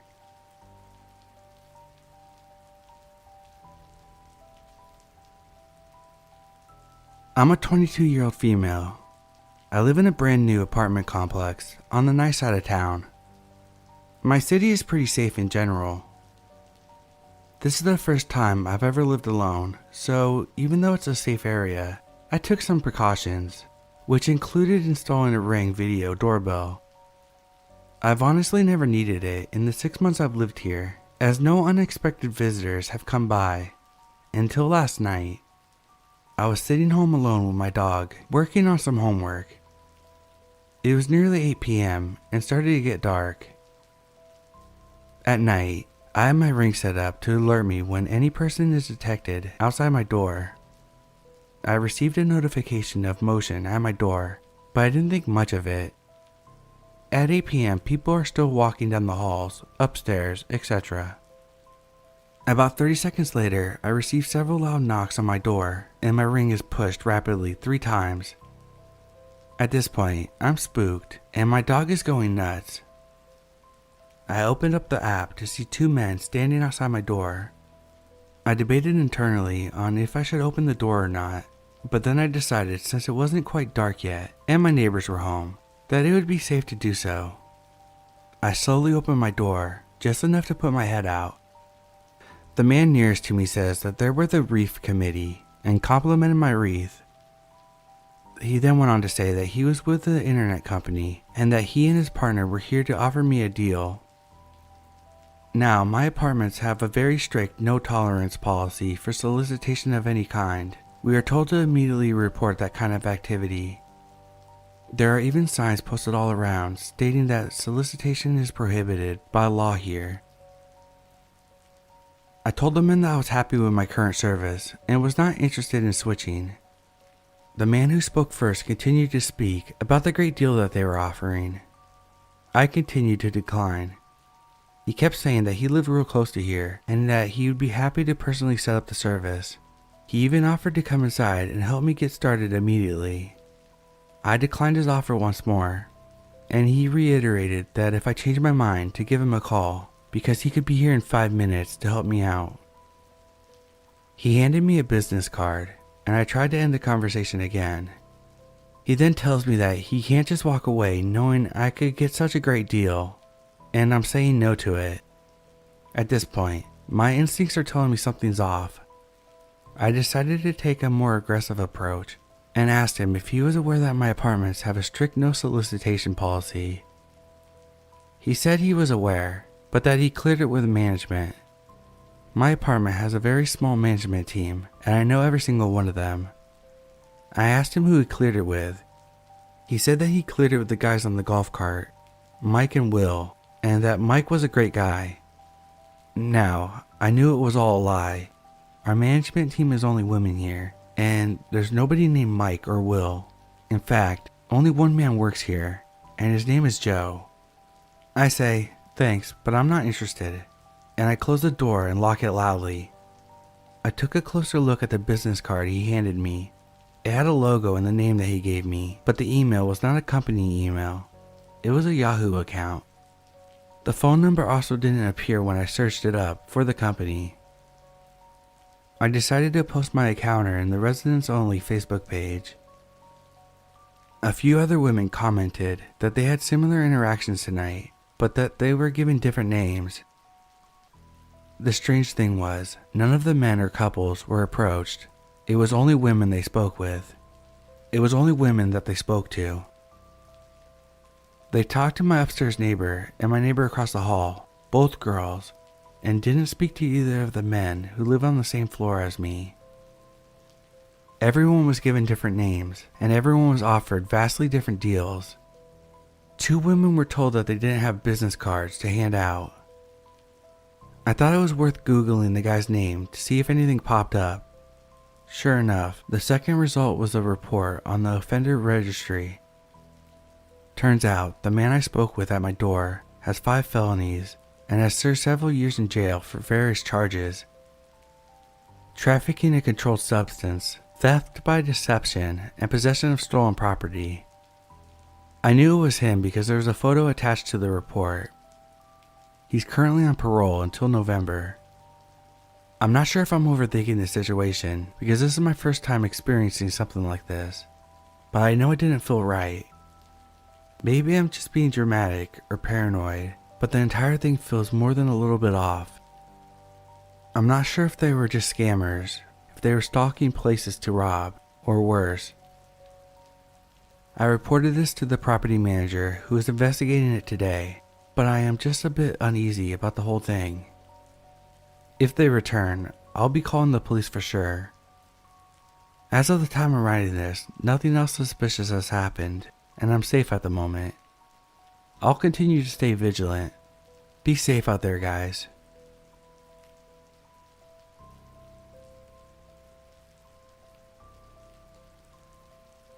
When I was really little, like 5 or 6, my parents left me home alone because they were going to be back in about 5 or 10 minutes. So I thought nothing of it, and I remember them saying don't answer the door unless I heard their voices. So about 7 minutes later I hear knocking, so I waited for my dad's or mom's voice, but didn't hear either. We had a peephole, so I looked through it, and I kid you not, there was some drunk in a clown costume at my door. I started screaming like I never screamed before. Obviously, the guy ran away as soon as he heard that. My parents came home and I told them, and the cops got involved, etc. But God, that was horrifying. And I think that's what started my intense fear of clowns. I'm thankful that my parents said not to open the door unless it was them. I don't know what would have happened if they hadn't.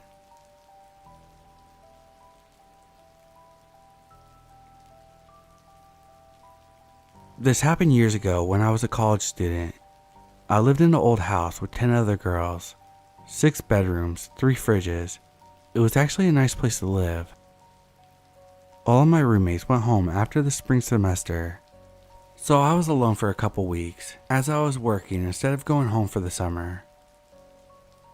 One night I dragged in after work and was annoyed to discover the doors unlocked.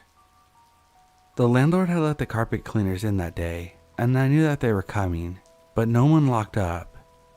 It was well after dark, so I went in and locked the doors and glanced through to make sure I was actually alone. As I settled on my bed with a book, trying to relax and forget the house had been open all day, the doorbell rang. I went to the bottom of the stairs, and I could clearly see through the glass door that no one was there. I returned to my room, and the doorbell rang again. Again, no one was there. While I was standing there staring at the doorbell rang, and rang, and rang. I finally took the batteries out of it that were inside the bell unit, and went back upstairs, now a bit shaken. It was a windy night, and I was hearing rattling, which I tried to ignore. I already knew I may not sleep that night. About 15 minutes later, I hear footsteps on the stairs, a clearly heavy, likely male footstep. I'm alone in the house. The only phone was on the top of the stairs. In order to call for help, I would have to move closer to the stairs. I've heard a fight or flight response before, but I had a reaction I never suspected. I froze. I couldn't move as I heard the footsteps getting closer and closer. My pepper spray was on my desk, mere feet away from me, but I couldn't move. Moments later, a figure dressed in black reached the top of the stairs and turned towards my room. Right before I screamed, I realized it was my boyfriend.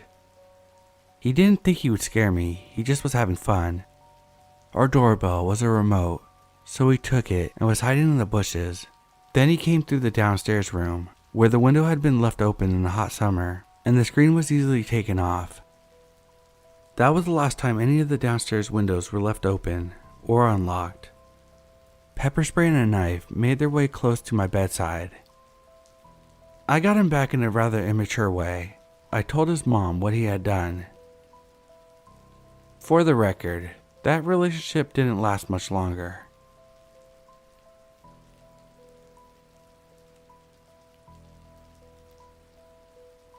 When I was 11 years old, I got back from school and we had an exterminator at my house, a man who had came to my home before. I was doing my homework downstairs. He was upstairs and saying psst, psst, to get my attention from the stairwell landing. We had a nanny since my parents worked long hours, but she wasn't around, and I wasn't sure where she was, or if she ran out to run a quick errand or something. I went up the stairs thinking the exterminator needed help finding something or had a question. He brought me into the hall bathroom, touched my stomach on top of my clothes, and told me that it was nice. Then he asked if I had gotten my period before. Thank God I said I had. He asked if anyone was in the house, which I replied my nanny was, and then he told me not to tell anyone that we spoke. Later that afternoon, the nanny saw how distressed I was, coaxed it out of me, and convinced me to tell my mom. We went to a detective, but were informed that this man had fled the country a few days later. A few years later, my mom saw him in our neighborhood, outside another home working for the same company, who said they had fired him after the allegations were made.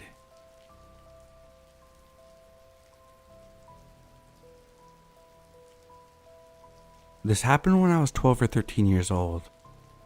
A bit of a backstory. My dad was actively having an affair and had just been caught by my mom, who was also finishing her degree and had just lost her dad.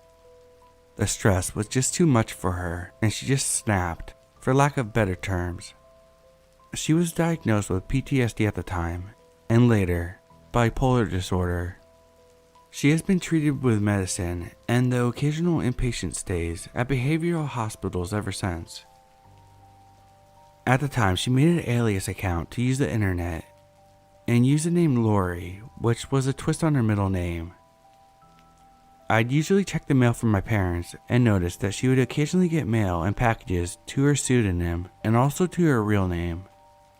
One night, we were all asleep when the doorbell rang. My dad and I both got up at the same time to check, and the doorbell rang again. We went to our front door, my dad looking through the peephole, and I was checking the nearby window. I remember seeing a man in his 30s or 40s, very shaggy and disheveled. His eyes were completely bloodshot, and he was wobbly, obviously intoxicated. My dad has a booming voice and asked aggressively through the door who this man was. I'll never forget him slurring. It's me, Tom. I'm here for Lori. I just want to talk to Lori. Please get Lori. My dad was fairly oblivious and didn't notice the name or make a connection, so he told the guy to fuck off, and the dude left on his bicycle. And to this day, I don't know if he actually knew my mom, or if he wandered the neighborhood and maybe read the names off the mail in the mailbox, or if my mom met him online and gave out our address. It never happened again, but I remember it being especially creepy because I was young and watching my parents' marriage strained by constant fighting and deception, and my mother's behavior becoming more erratic as her mental health deteriorated. It made every day feel so scary and unpredictable.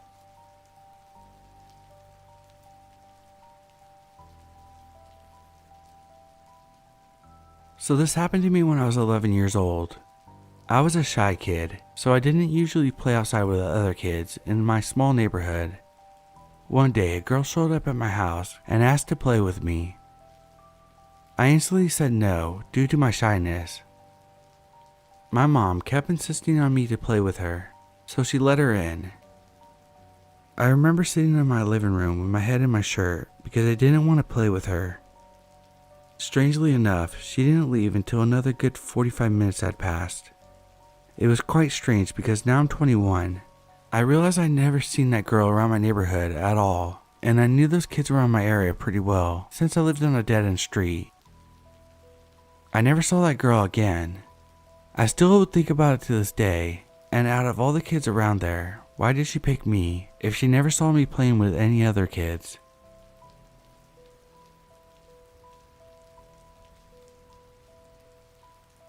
A few weeks ago, my house got hit hard with COVID, so my kids and I were hanging out at home.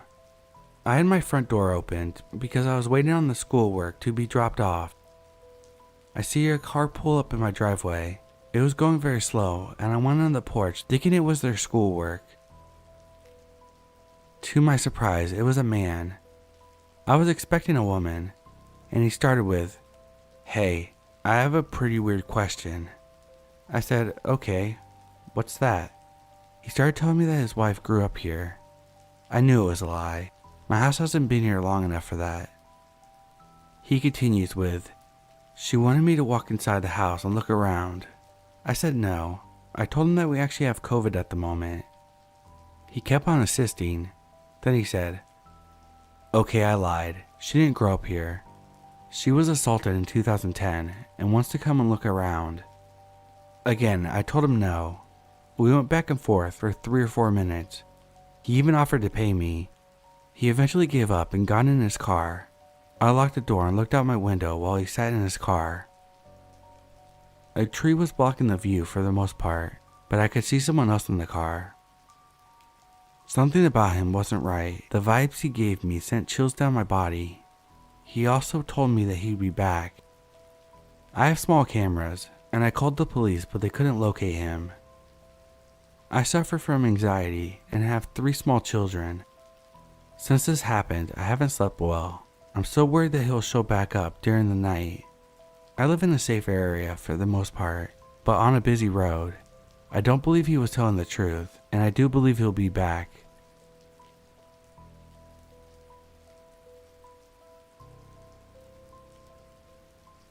This happened to me when I was about 7 years old. It was already 8 p.m. and I was on my way home. On my way, there was a big wide tunnel, which was very dimly lit.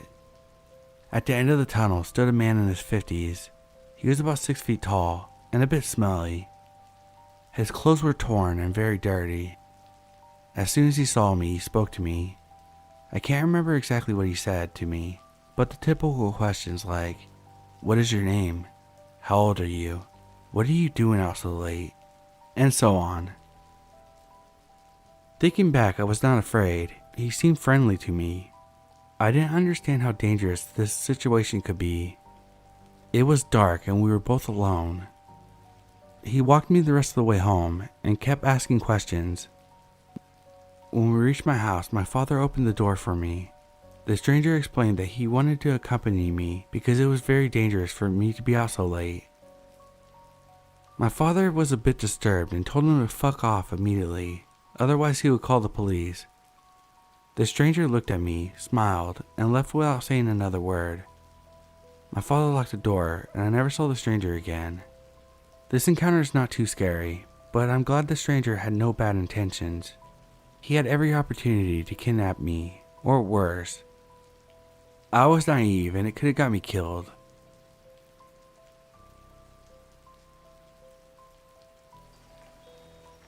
When I was 6 or 7, I had my room on the other end of the house from my parents.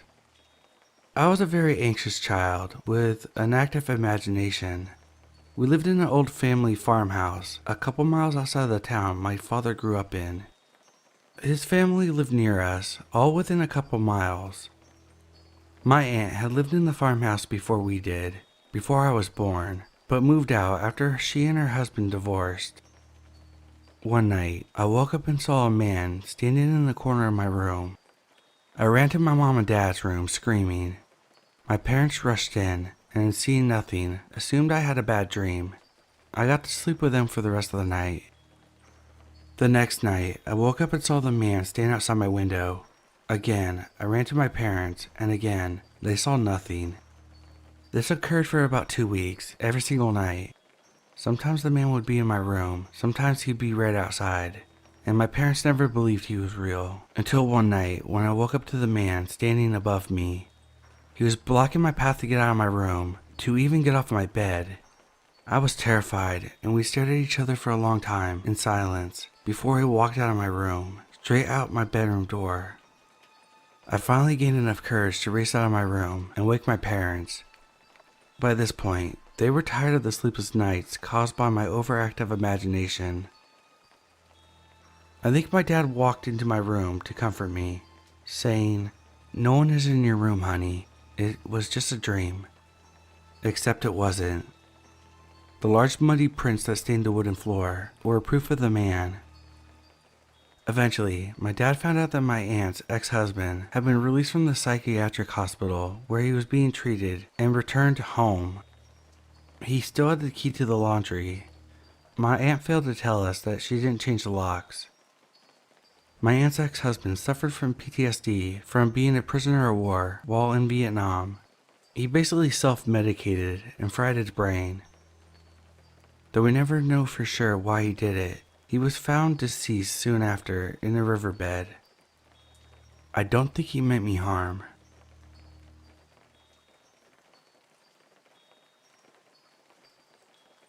I'm staying at my friend's house for the weekend to spend time with him while he's back from college. He currently lives with his family, mom, dad, and younger sister. While I was using the bathroom, I looked over to the right and noticed a black square adapter plugged into the wall, facing me directly. I looked closer and noticed that it had a black hole in the middle of it, kinda looking like a camera. I don't know if it's exactly a camera, or just a small hidden LED light to show something is charging. I then noticed that it was connected to a cord, leading into what looks like a white charger block, but I honestly don't know what it could be. If it's a camera, it definitely caught me staring at it and taking photos, so I'm a bit nervous. Plus I'm female. It's scary to think someone could have been recording me and could be posting it online for some easy money.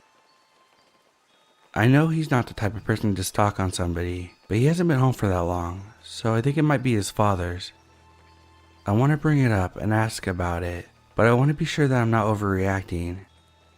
I have a photo of the adapter if anyone's interested in helping. I'll gladly send photos to help. Update, next day. Wow, I wasn't expecting this much help, so thank you. I'm currently still here at the house and waiting for my roommate to pick me up and take me home, since I currently don't have a car. If I did, I'd be gone by now. She's aware of the situation and is just as interested as me and scared. I do have one issue. When I woke up to use the bathroom, I passed by his parents' room and noticed what looked like a frantically thrown around room with cords all over the bed. I may just be overthinking, and this could be someone looking for their charger, but then again, I felt it was important to say. To answer some questions, yes, the back of the adapter has a weird set of numbers with power adapter model S3 on top of it. When I put those words into Google, it came up with a recommended search for cameras. So again, I don't know if I'm just overlooking everything, simply because I'm paranoid, but if any of you saw that and knows what it means, please let me know. Another question, misunderstanding. It was in the bathroom facing directly to the side of me, but did not show the whole shower. Meaning, if it was a camera, it's been recording people taking showers, not just taking shits. Some back info on the family. My friend that I've known for a long time is fully gay, and there's mostly women in the house all the time when my friend isn't here in college. Unless he's snooping on his father, but I really doubt it. I honestly think it's more likely the father. He does give me weird vibes. As for the younger sister, I think she's 15. So if this is a camera, I'll be infuriated. Yes, because I was recorded, but the moment when I see others were, especially the younger sister, I won't be able to shut my mouth when it comes to a confrontation. And yes, the family knew ahead of time that I was visiting. I don't have an Android phone, but my mom does, so I'll probably use hers and see if I can detect the camera. Lastly, when I took the adapter, I also took the cords it was connected to, and the white block connected to the cord. I finally left, and guys, it's a fucking camera. I took off the sticker on the back of the adapter, and there's a fucking SD card. Here's a picture. When I popped up the SD card, there's a fucking A written on it. It's 32 gigabytes. I'm freaking out. I told my friend, and he's just in as much distress. He's actually scared. I told him everything, including how I posted it on Reddit. Him and his mother want to see what's on it and take it to the police. Final update. Hey everyone, I'm sorry for the late reply, but I have some important info. So yes, we found proof of it being a camera, and we saw the footage on the camera with an SD reader you plug into your phone. I told my friend and he decided to tell his mother and ask her what to do. She was completely distraught. She immediately contacted a friend who happens to be a lawyer for some advice, and she advised we take it to the authorities, and we were planning to. While browsing the footage, we didn't notice anything too revealing. And yes, I know it's still illegal to record anyone without their permission or knowledge, but it still helped us deal with everything a bit better. My friend decided to confront his father about it, but he admits a friend from his job loaned it to him a year ago, but quickly quit the company after suing the company after an injury and fleeing the country after receiving his money. Now we're trying to find proof that this exchange ever happened, and it could actually be this man knowingly giving an older man with a younger daughter and a son a hidden camera to capture them and maybe sell it online. Allegedly. In theory. Don't come for me. Now as for what's on the card, there are over 70 videos, different amount of footage and folders. Only one folder had the videos, but there was a WhatsApp folder that was empty, which was weird. A lot of it was just black, showing the candle burning all day, but it did capture people using the bathroom. I'll try to keep updating it as I go, but it's a lot to cover for me. I'm still in denial about this, so I'm going at my own pace, as well as my friend's family. My friend said that his dad was really upset once he was told that his daughter, wife, and son were possibly recorded. So I don't know. Take it as you will.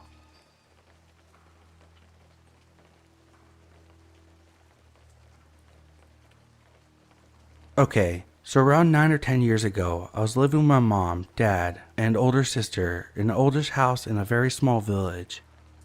Like when I say small, I mean its only main feature was a small church and a few scattered houses occupied mostly by very old people. At the time, it was summer, so I wasn't in school or anything, and since we were so far in the middle of nowhere, I mostly spent my time at home, glued to one screen or another. The usual routine was, I wake up around 10 or 11 a.m. By this point, my mom, dad, and sister had all left for work, so I had the house to myself. I'd go downstairs, make toast, watch some random stuff on TV for an hour, before heading back to my room to continue whatever game I was grinding through that particular day. The usual habits of a 17-year-old guy cut off from the world by many fields. I should give a quick rundown of our house. It was an older cottage with 2 rooms upstairs, mine and my sister's, and everything else downstairs. As you walk up the stairs, you got to a very small landing and could go either left to my room or immediate right, my sister's room. Basically, the way it was laid out was that I could sit in my room with the door open, and my sister's room is directly opposite. I should also mention that the ceilings in both of our bedrooms were slanted. We were basically in a large attic where the roof is slanted down. Because of where all the slats met the wall, we had a crawl space that ran the length of the house on either side of the rooms, both with a small door to access them. These were mostly used for storing normal attic stuff like Christmas decorations or old forgotten toys. The door to these were thin little things, about 4 feet tall, with small handles on the outside. This is important because turning these tiny doorknobs only opens the door from the outside. If the door is pushed shut on you and you were inside, there was no way to get back out. I had discovered this myself on more than one occasion. The door on my side ran along my room and along the wall in my sister's room, and hers ran along the other side, along my room. The space was not very big. You had to crouch to stand in it, and most of the time that you were in there, you'd be crawling on your hands and knees. This is all important, I promise. Anyway, this morning I was awoken to a familiar noise, some sort of small creature rustling around in the crawl space on my sister's side. I could hear this because my bed was against the wall that ran along it. Not an unusual noise living in the countryside. We had mice almost constantly, and they pretty much had the run of the storage space, no matter how many traps we put down.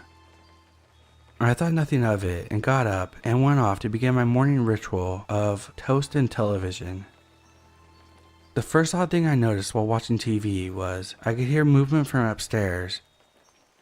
My sister's room was directly above the living room, so I assumed that she had just not gone to work that day for some reason, and continued munching. Around an hour or two later, I went back upstairs and booted up my PC. As I was waiting, I turned around to open my door and faced my sister's closed one, and realized it was late in the day and she had not yet left her room. This was odd since she's normally parked up on the sofa in the living room on her days off and wouldn't move until our parents returned. We're not the most active family. I started to think that maybe she was at work and I had just imagined the noises from upstairs. But as I mulled this, I noticed a crack of light on the bottom of her door and a shadow pass it.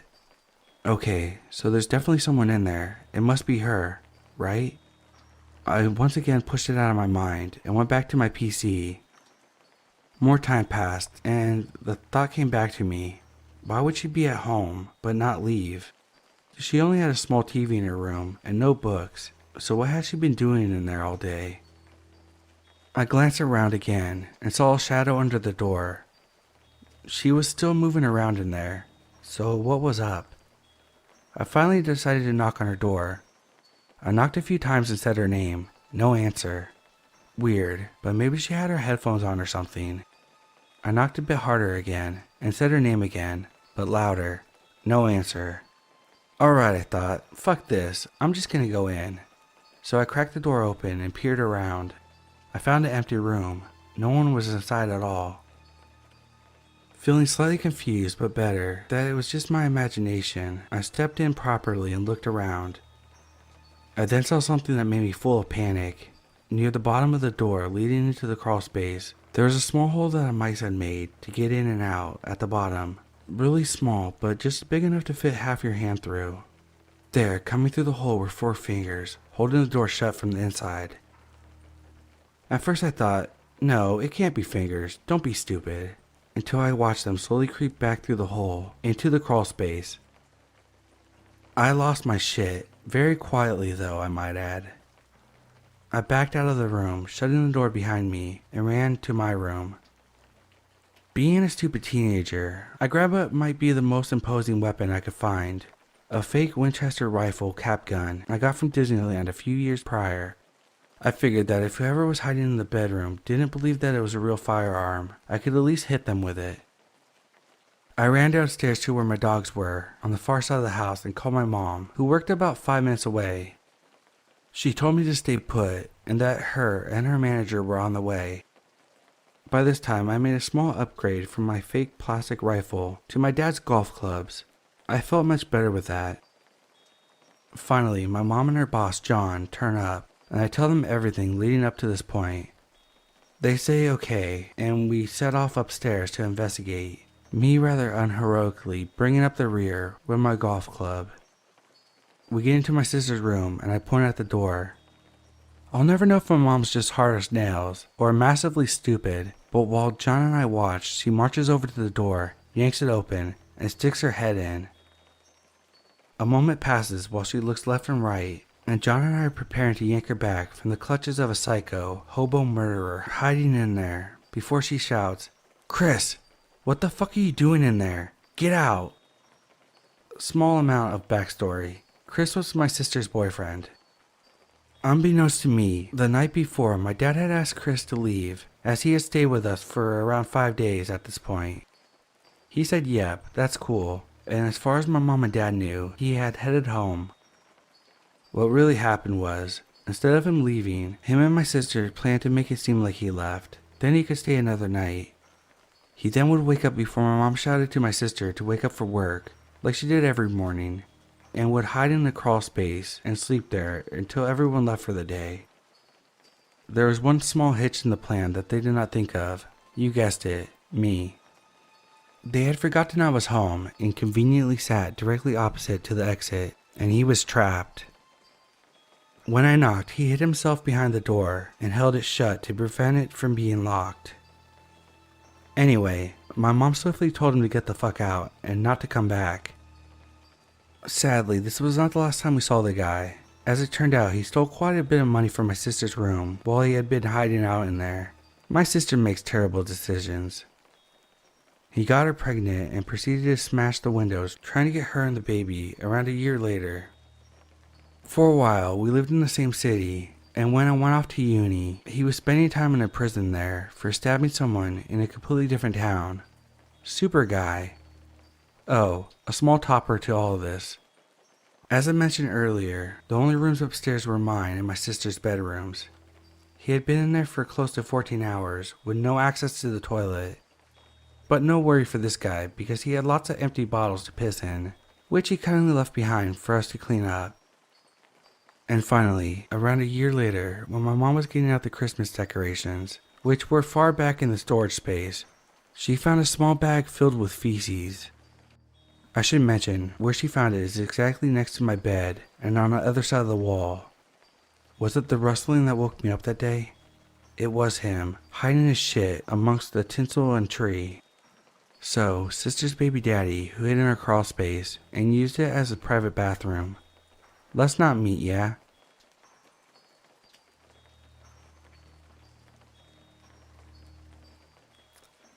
So this story takes place in 2015. I have a dual citizenship with the US and Germany because my significant other is from Germany.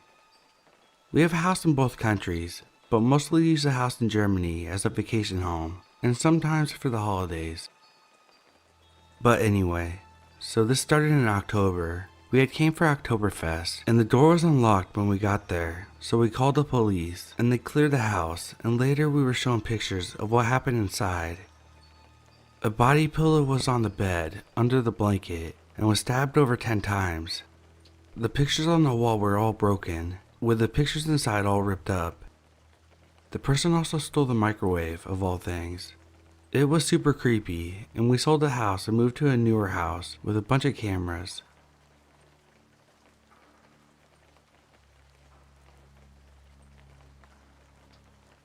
My girlfriend is 23, and I'm a 20-year-old female. We were just vibing late at night on a Tuesday, about 2 weeks ago in our apartment. We had been having a good night, and it was about 3 a.m., so we decided to turn off the TV, and started to try to fall asleep. Suddenly, there's a banging on the door, and our dogs are flipping out, growling and barking at it. My girlfriend and I are like, what the fuck? Seriously? We look at the time, and it's exactly 3:02, so we are pretty freaked out by the aggressive banging. My girlfriend looks through the peephole and sees a very large African American man, just standing there. He looks to be in his late 30s maybe. She saw him more than I did, because I was really scared and only looked once. She yelled at him through the door, asking him what he was doing, and he stopped knocking for a second, didn't say anything, then kept banging. Eventually he gave up and went away at 3:06 a.m. After this, we were very shaken up, especially since we were two young girls alone without anything really to defend ourselves. We were too afraid to sleep, especially because our glass sliding door to our balcony doesn't lock. It's been broken since we moved in. We were so freaked out, being like, we should have called the cops. What kind of person does something like that at 3 a.m.? I was convinced that if we had opened the door, he would have forced his way in and hurt us. We were just starting to calm down 2 hours later when it happened. We heard the banging again. He was back. At this time, it was 5:02 a.m. I still think it's weird that he came back exactly the same time, 2 hours apart, but he kept banging. This time, my girlfriend shouted at the door, asking what he wanted, and I was freaking out, cuddling with our dog, who was scared and whining. This time, the guy started talking, asking if we knew some guy named Kyle on the 3rd story, and he kept telling my girlfriend that we needed to open the door because he couldn't hear us. At one point, she touched the lock by mistake, and he seemed to dart forward really fast. Eventually, she shouted for him to go away, and it's the middle of the night, and he just said sorry and left. We were freaked out after that, and thought we should have called the cops, but to be honest, we don't like cops. And we are stoners with a sheet of acid in the closet, so we didn't really want them involved, but we told our apartment front desk. We thought it was over, but then on a Saturday, 4 days later, this guy came back again. This time it was during the day, around 11 a.m., so my girlfriend opened the door even though I was still scared and didn't want her to. He told us that we were hot and that he wanted to take us back to his apartment, and he watched us from his balcony all the time. He pointed at the apartment he lived in, which was across from us, and we could see each other's balconies. He sounded like something was wrong with him when he spoke, like he was mentally challenged or had a brain injury or something. We told him that we were lesbians and not interested, and to go away. It's really creepy because we did see him on the balcony while we were smoking, staring at us, about 2 weeks before this all happened. We reported it again to the front desk because now we knew where he lived, and they took the situation very seriously. They said they think they know who it was, but they couldn't say much as he wasn't supposed to be there and isn't on the lease. They confront the lady who lives there, and she said she knew who they were talking about before they could even finish their sentence. She said that she didn't want him there, but he wouldn't leave. Later, she sent an apology to us and said that he would leave immediately.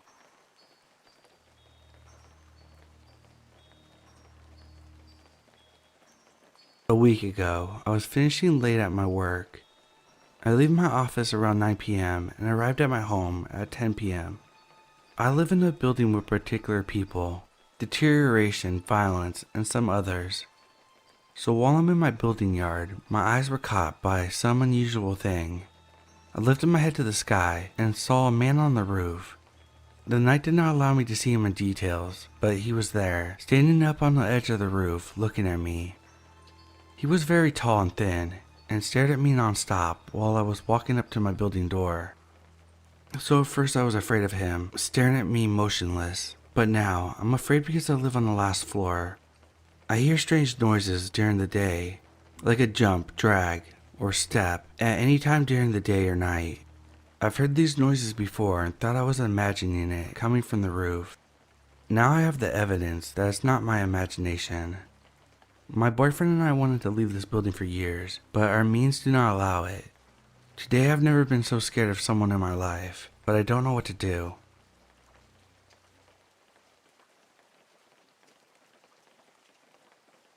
To preface, this took place years ago, around 2014 or 2015. I didn't have kids yet, and I was 24, and my husband was working a double shift, which meant he'd be gone overnight, which meant I would be home alone when this happened. It was around 11:30 at night, and someone started pounding on my door. I usually don't answer the door unless I'm expecting people, but given that whoever was pounding on my door wouldn't go away, they had knocked for several minutes. I decided to see what they needed.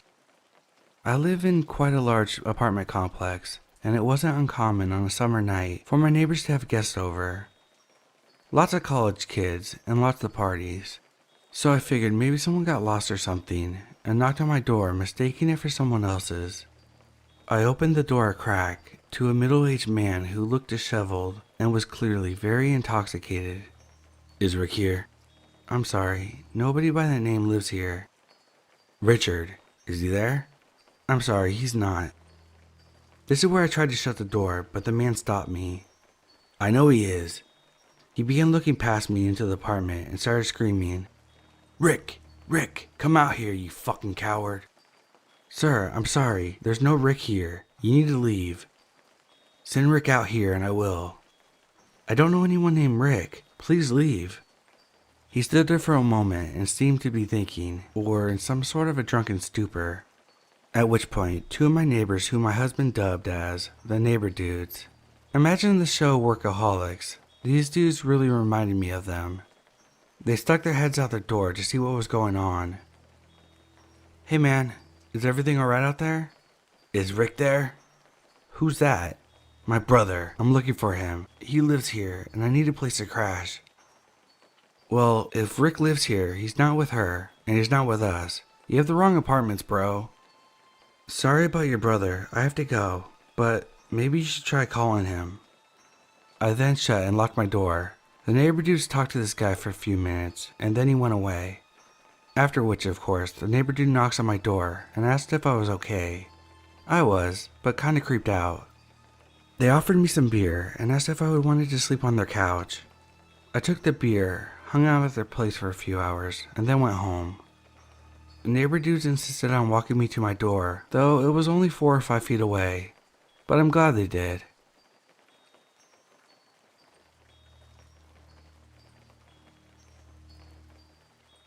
Years ago, I lived in a small town with my then boyfriend. A crackhead used to come regularly to my door. We lived in a small old mill house that was about $400 a month. I had just moved out of my parents' house, and $400 was a pretty good deal for being right outside of a fairly large city. However, there were some consequences that came along with living in such an affordable home. There was a local crackhead that would always go door to door asking for handouts. She was a middle-aged lady who was clearly on some serious drugs and didn't take no for an answer. I was in the shower when I heard my pit bull aggressively barking. She never does this. I call out to my boyfriend, but no answer. I quickly wash my hair out and get out of the shower to figure out what was going on. As I walk out of the living room, I found my dog, who was whimpering and staring out the front door. We had a glass door, as well as my boyfriend's shotgun leaning against the wall right next to the door. Odd. I freak out a little bit because my boyfriend's car was gone. I try calling him, but find his phone ringing on the couch. At this point, I'm not sure if I should call the cops or wait, as my boyfriend at the time was an asshole and would probably scold me for worrying if there was in fact nothing wrong. About 10 minutes of anxiously considering my options, my dumbass boyfriend pulls back up into our driveway with a woman in his front seat. He eventually comes back and explained that she had came to the door asking for a ride to the gas station to get kerosene for her heater. I didn't understand why he brought his gun out to answer the door, but I wasn't going to ask any more questions. After this, she would constantly come by the door asking for different things like cigarettes, beer, and rides to different places. My ex would always oblige. One night, she came to our door asking for alcohol, but we didn't have any, so she asked my ex for $5. He gave her the money and came back inside. This was my breaking point. I told him that I didn't feel comfortable with her coming to the door and that he had to stop giving her things. I would normally be more than happy to help someone out, but for her to come to the door every other day was becoming too much. I told him that every time he wasn't home, she would continuously bang on the front door for about 10 minutes and eventually yell out some vulgar comment about me and storm off. He told me that he didn't want to say no and didn't know how to get rid of her. One night, when my ex wasn't home, I had a work friend over for dinner and drinks. It was around 10 p.m. when I got a knock at the door. It was a crackhead. She asked me for a ride, and I told her I had a guest over and I couldn't. She then proceeds to put her hand out against the door, as if to hold it open, and asked where my man was. I told her he wasn't home, and my girlfriend walked over to the door to check if I was okay.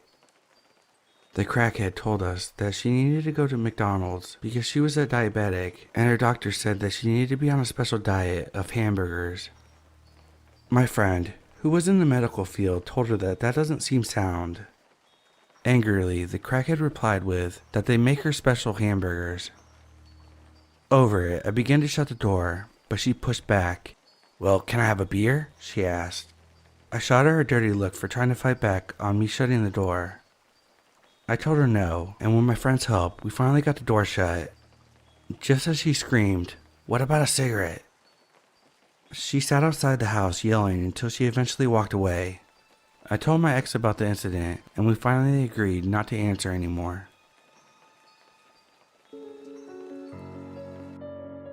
Back in 2016, I was living with my then boyfriend's family in their home in Melbourne, Australia. Each morning I would wake up and be the only one home. On this particular morning, I woke up to a loud banging and clashing at the back of the house. I decided to ring my boyfriend's mom, just to make sure it was her and it was nothing to worry about. Unfortunately for me, she didn't answer my phone call. Out of curiosity, I peeked through the blinds of my bedroom. My bedroom backed up onto the back of the house. I happened to see the top of someone's head, or what seemed to be a gray beanie. At that moment, my phone rang. It was my boyfriend's mom. She wasn't home, and said she wasn't sure what the banging was. I asked her if her daughter could have possibly forgotten her keys, and maybe was trying to get in the back of the house. She told me that she wasn't sure. End of the conversation. At that point, I was a little on edge. I suffer from anxiety and overthink everything. I decided I might need something to defend myself, just in case. Having been in the process of painting my room, I had nothing but a pillow to protect myself. I decided to have another peek out the blinds to see what was going on. As I pulled the blinds open, I was looking straight at a young man dressed in all gray. He looked at me dead in the eyes and just smiled at me. He then proceeded to walk back to the back door. At this point, I'm panicking. The banging is getting more intense, and I know that this person is trying to break in and definitely knows I'm here now. So what do? I lock my bedroom door. The banging stops. I'm thinking, okay, he's given up. Then I heard the sliding door that connects to my room roll open so slowly. My heart is in my throat. I know I'm in some form of danger. Then my bedroom door handle slowly rotates, but it's locked. Then I hear a female faintly calling my name. It was my boyfriend's sister. She's been home all along. We come out to see that this man has nearly succeeded in entering the house. The door frame was torn off the wall, and the sliding door is off the tracks. My dog, hiding under the couch.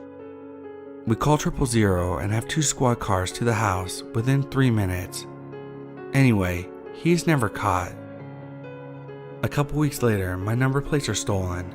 My car was in the driveway of the house that day of the attempted break-in. Weeks and weeks after, I'm followed by a young man in a van.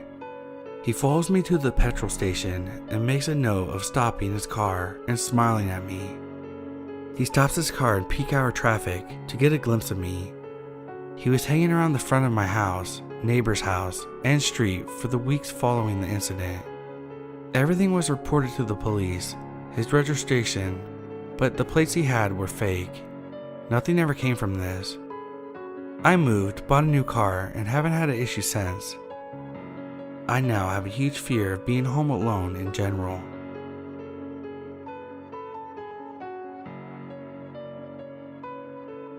I was 15 when this happened, so I think it's safe for me to post this without fearing that the individual in the story might come across this post and find me. I was laying in bed watching TV. I had the house to myself as my mom went out to get groceries. When the credits of the show came on, I saw a reflection in the black screen of someone standing in my doorway. The moment I saw the figure, I froze.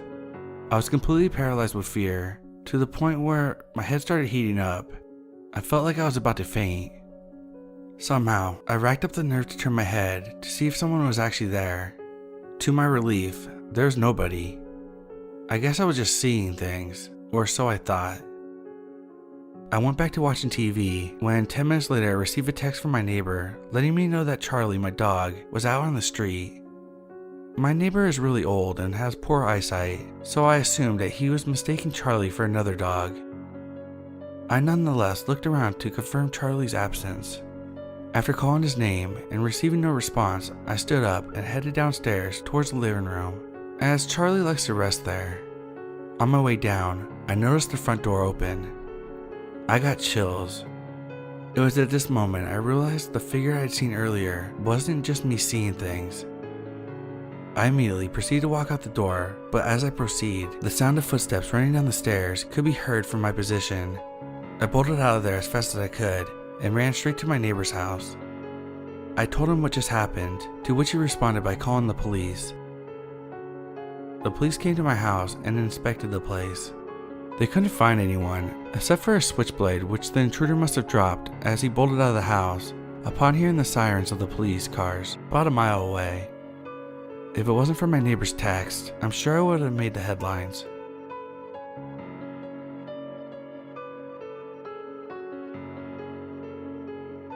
So I'm a 20-year-old, and what I'm about to tell you happened about 2 hours ago. I felt the need to write down what happened. So basically, I was on a video conference when suddenly someone rang my doorbell. I opened the door without taking the time to see who's behind the door first. When I open the door, I see a tall man, looks like he's in his 60s. He's got a black hat, a bag, and a black 3/4 coat, and his left hand was behind him, so I wasn't able to see it. When I opened the door, he asked me about my mom at first. I said that she's not home yet, so he asked about my dad right after. He was sleeping and hates when people wake him up, so I said he wasn't there. When I said that, the man started approaching the door, smiling in a creepy way. I panicked and said he was actually sleeping, so the man took a step back and stared at me for about 5 seconds without saying any words, but still smiling the creepiest smile I've ever seen. After that, I asked him to tell me his name, but he didn't react, and his smile was getting even creepier. My dad woke up and asked me who was at the door. The man heard his voice, so he took off, throwing whatever he had in his hand hiding behind his back into the bag, and then he left. I didn't really get what was going on, so I just shut the door. My dad asked me about the man, so I told him what happened. My dad ended up calling one of our neighbors. After that, we heard the same man had tried to break into the apartments near our house. They attempted to catch him, but he ran away. I'm still trying to figure out what he intended to do if I was alone.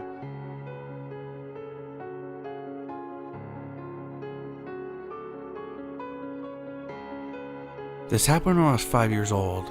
It was late and my mom was folding laundry. My dad was early on the internet scene, so he was on the computer in the basement. Out of nowhere, a man walked into my house. He didn't say anything, and my mom was terrified for her children that were asleep, as well as herself. He cornered her into the kitchen, and my mom was terrified that he was going to rape her. He went to cover her mouth, and they moved from the living room to the kitchen. My mom yelled my dad's name, and he came upstairs right away. Usually he would wait a few minutes to finish something, but something about my mom's voice made him aware of the danger. He came upstairs and said something like, "You're in the wrong house." The guy tried to apologize, saying that the address was a mistake or something. My mom has always said my dad saved her from being raped or worse. They called the police, but nothing ever came of it.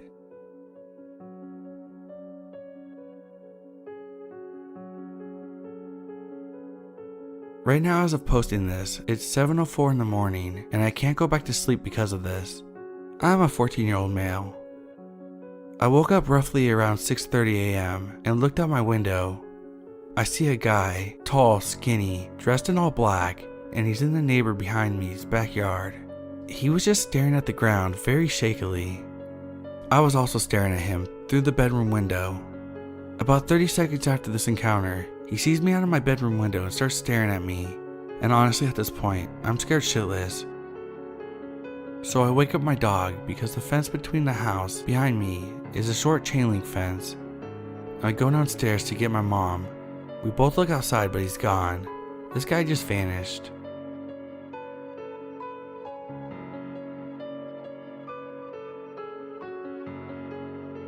I went to college in a historic mid-sized city in Florida, and at the time lived in a duplex downtown, maybe 3 blocks from campus. The city is known to be pretty safe, and I lived in a pretty decent area with large historic homes near me. This story takes place about 3 years ago. A little backstory that will become relevant.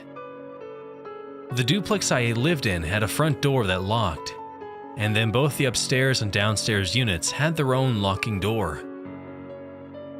I lived downstairs and had 2 roommates, but this specific night only one of my roommates was home.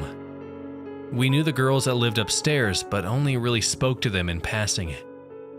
When they moved in, we emphasized how important it was for them, to keep the main front door locked.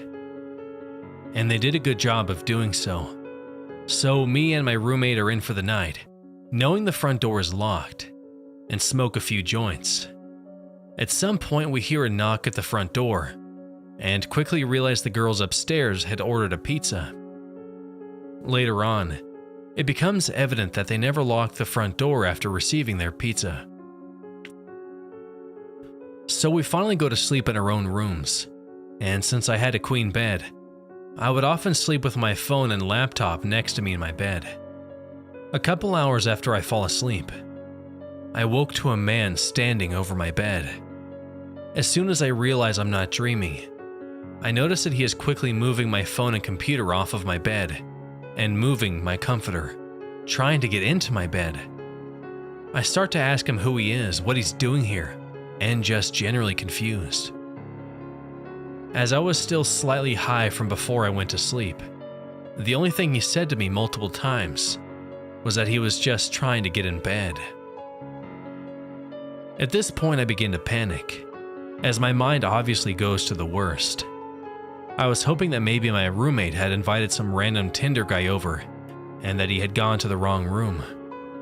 But the more I questioned him, all he had to say was, "I'm just trying to get in bed." I own pepper spray and a stun gun, but I had accidentally left them on a shelf that the guy was standing in front of, so there was no way I'd be able to grab them without escalating the situation. Realizing I needed to do something quickly, I blurted, "There are 5 people who live in this house, and if you don't get the fuck out now, I will scream and they will all be here within seconds." Luckily, that's all it took to scare him off.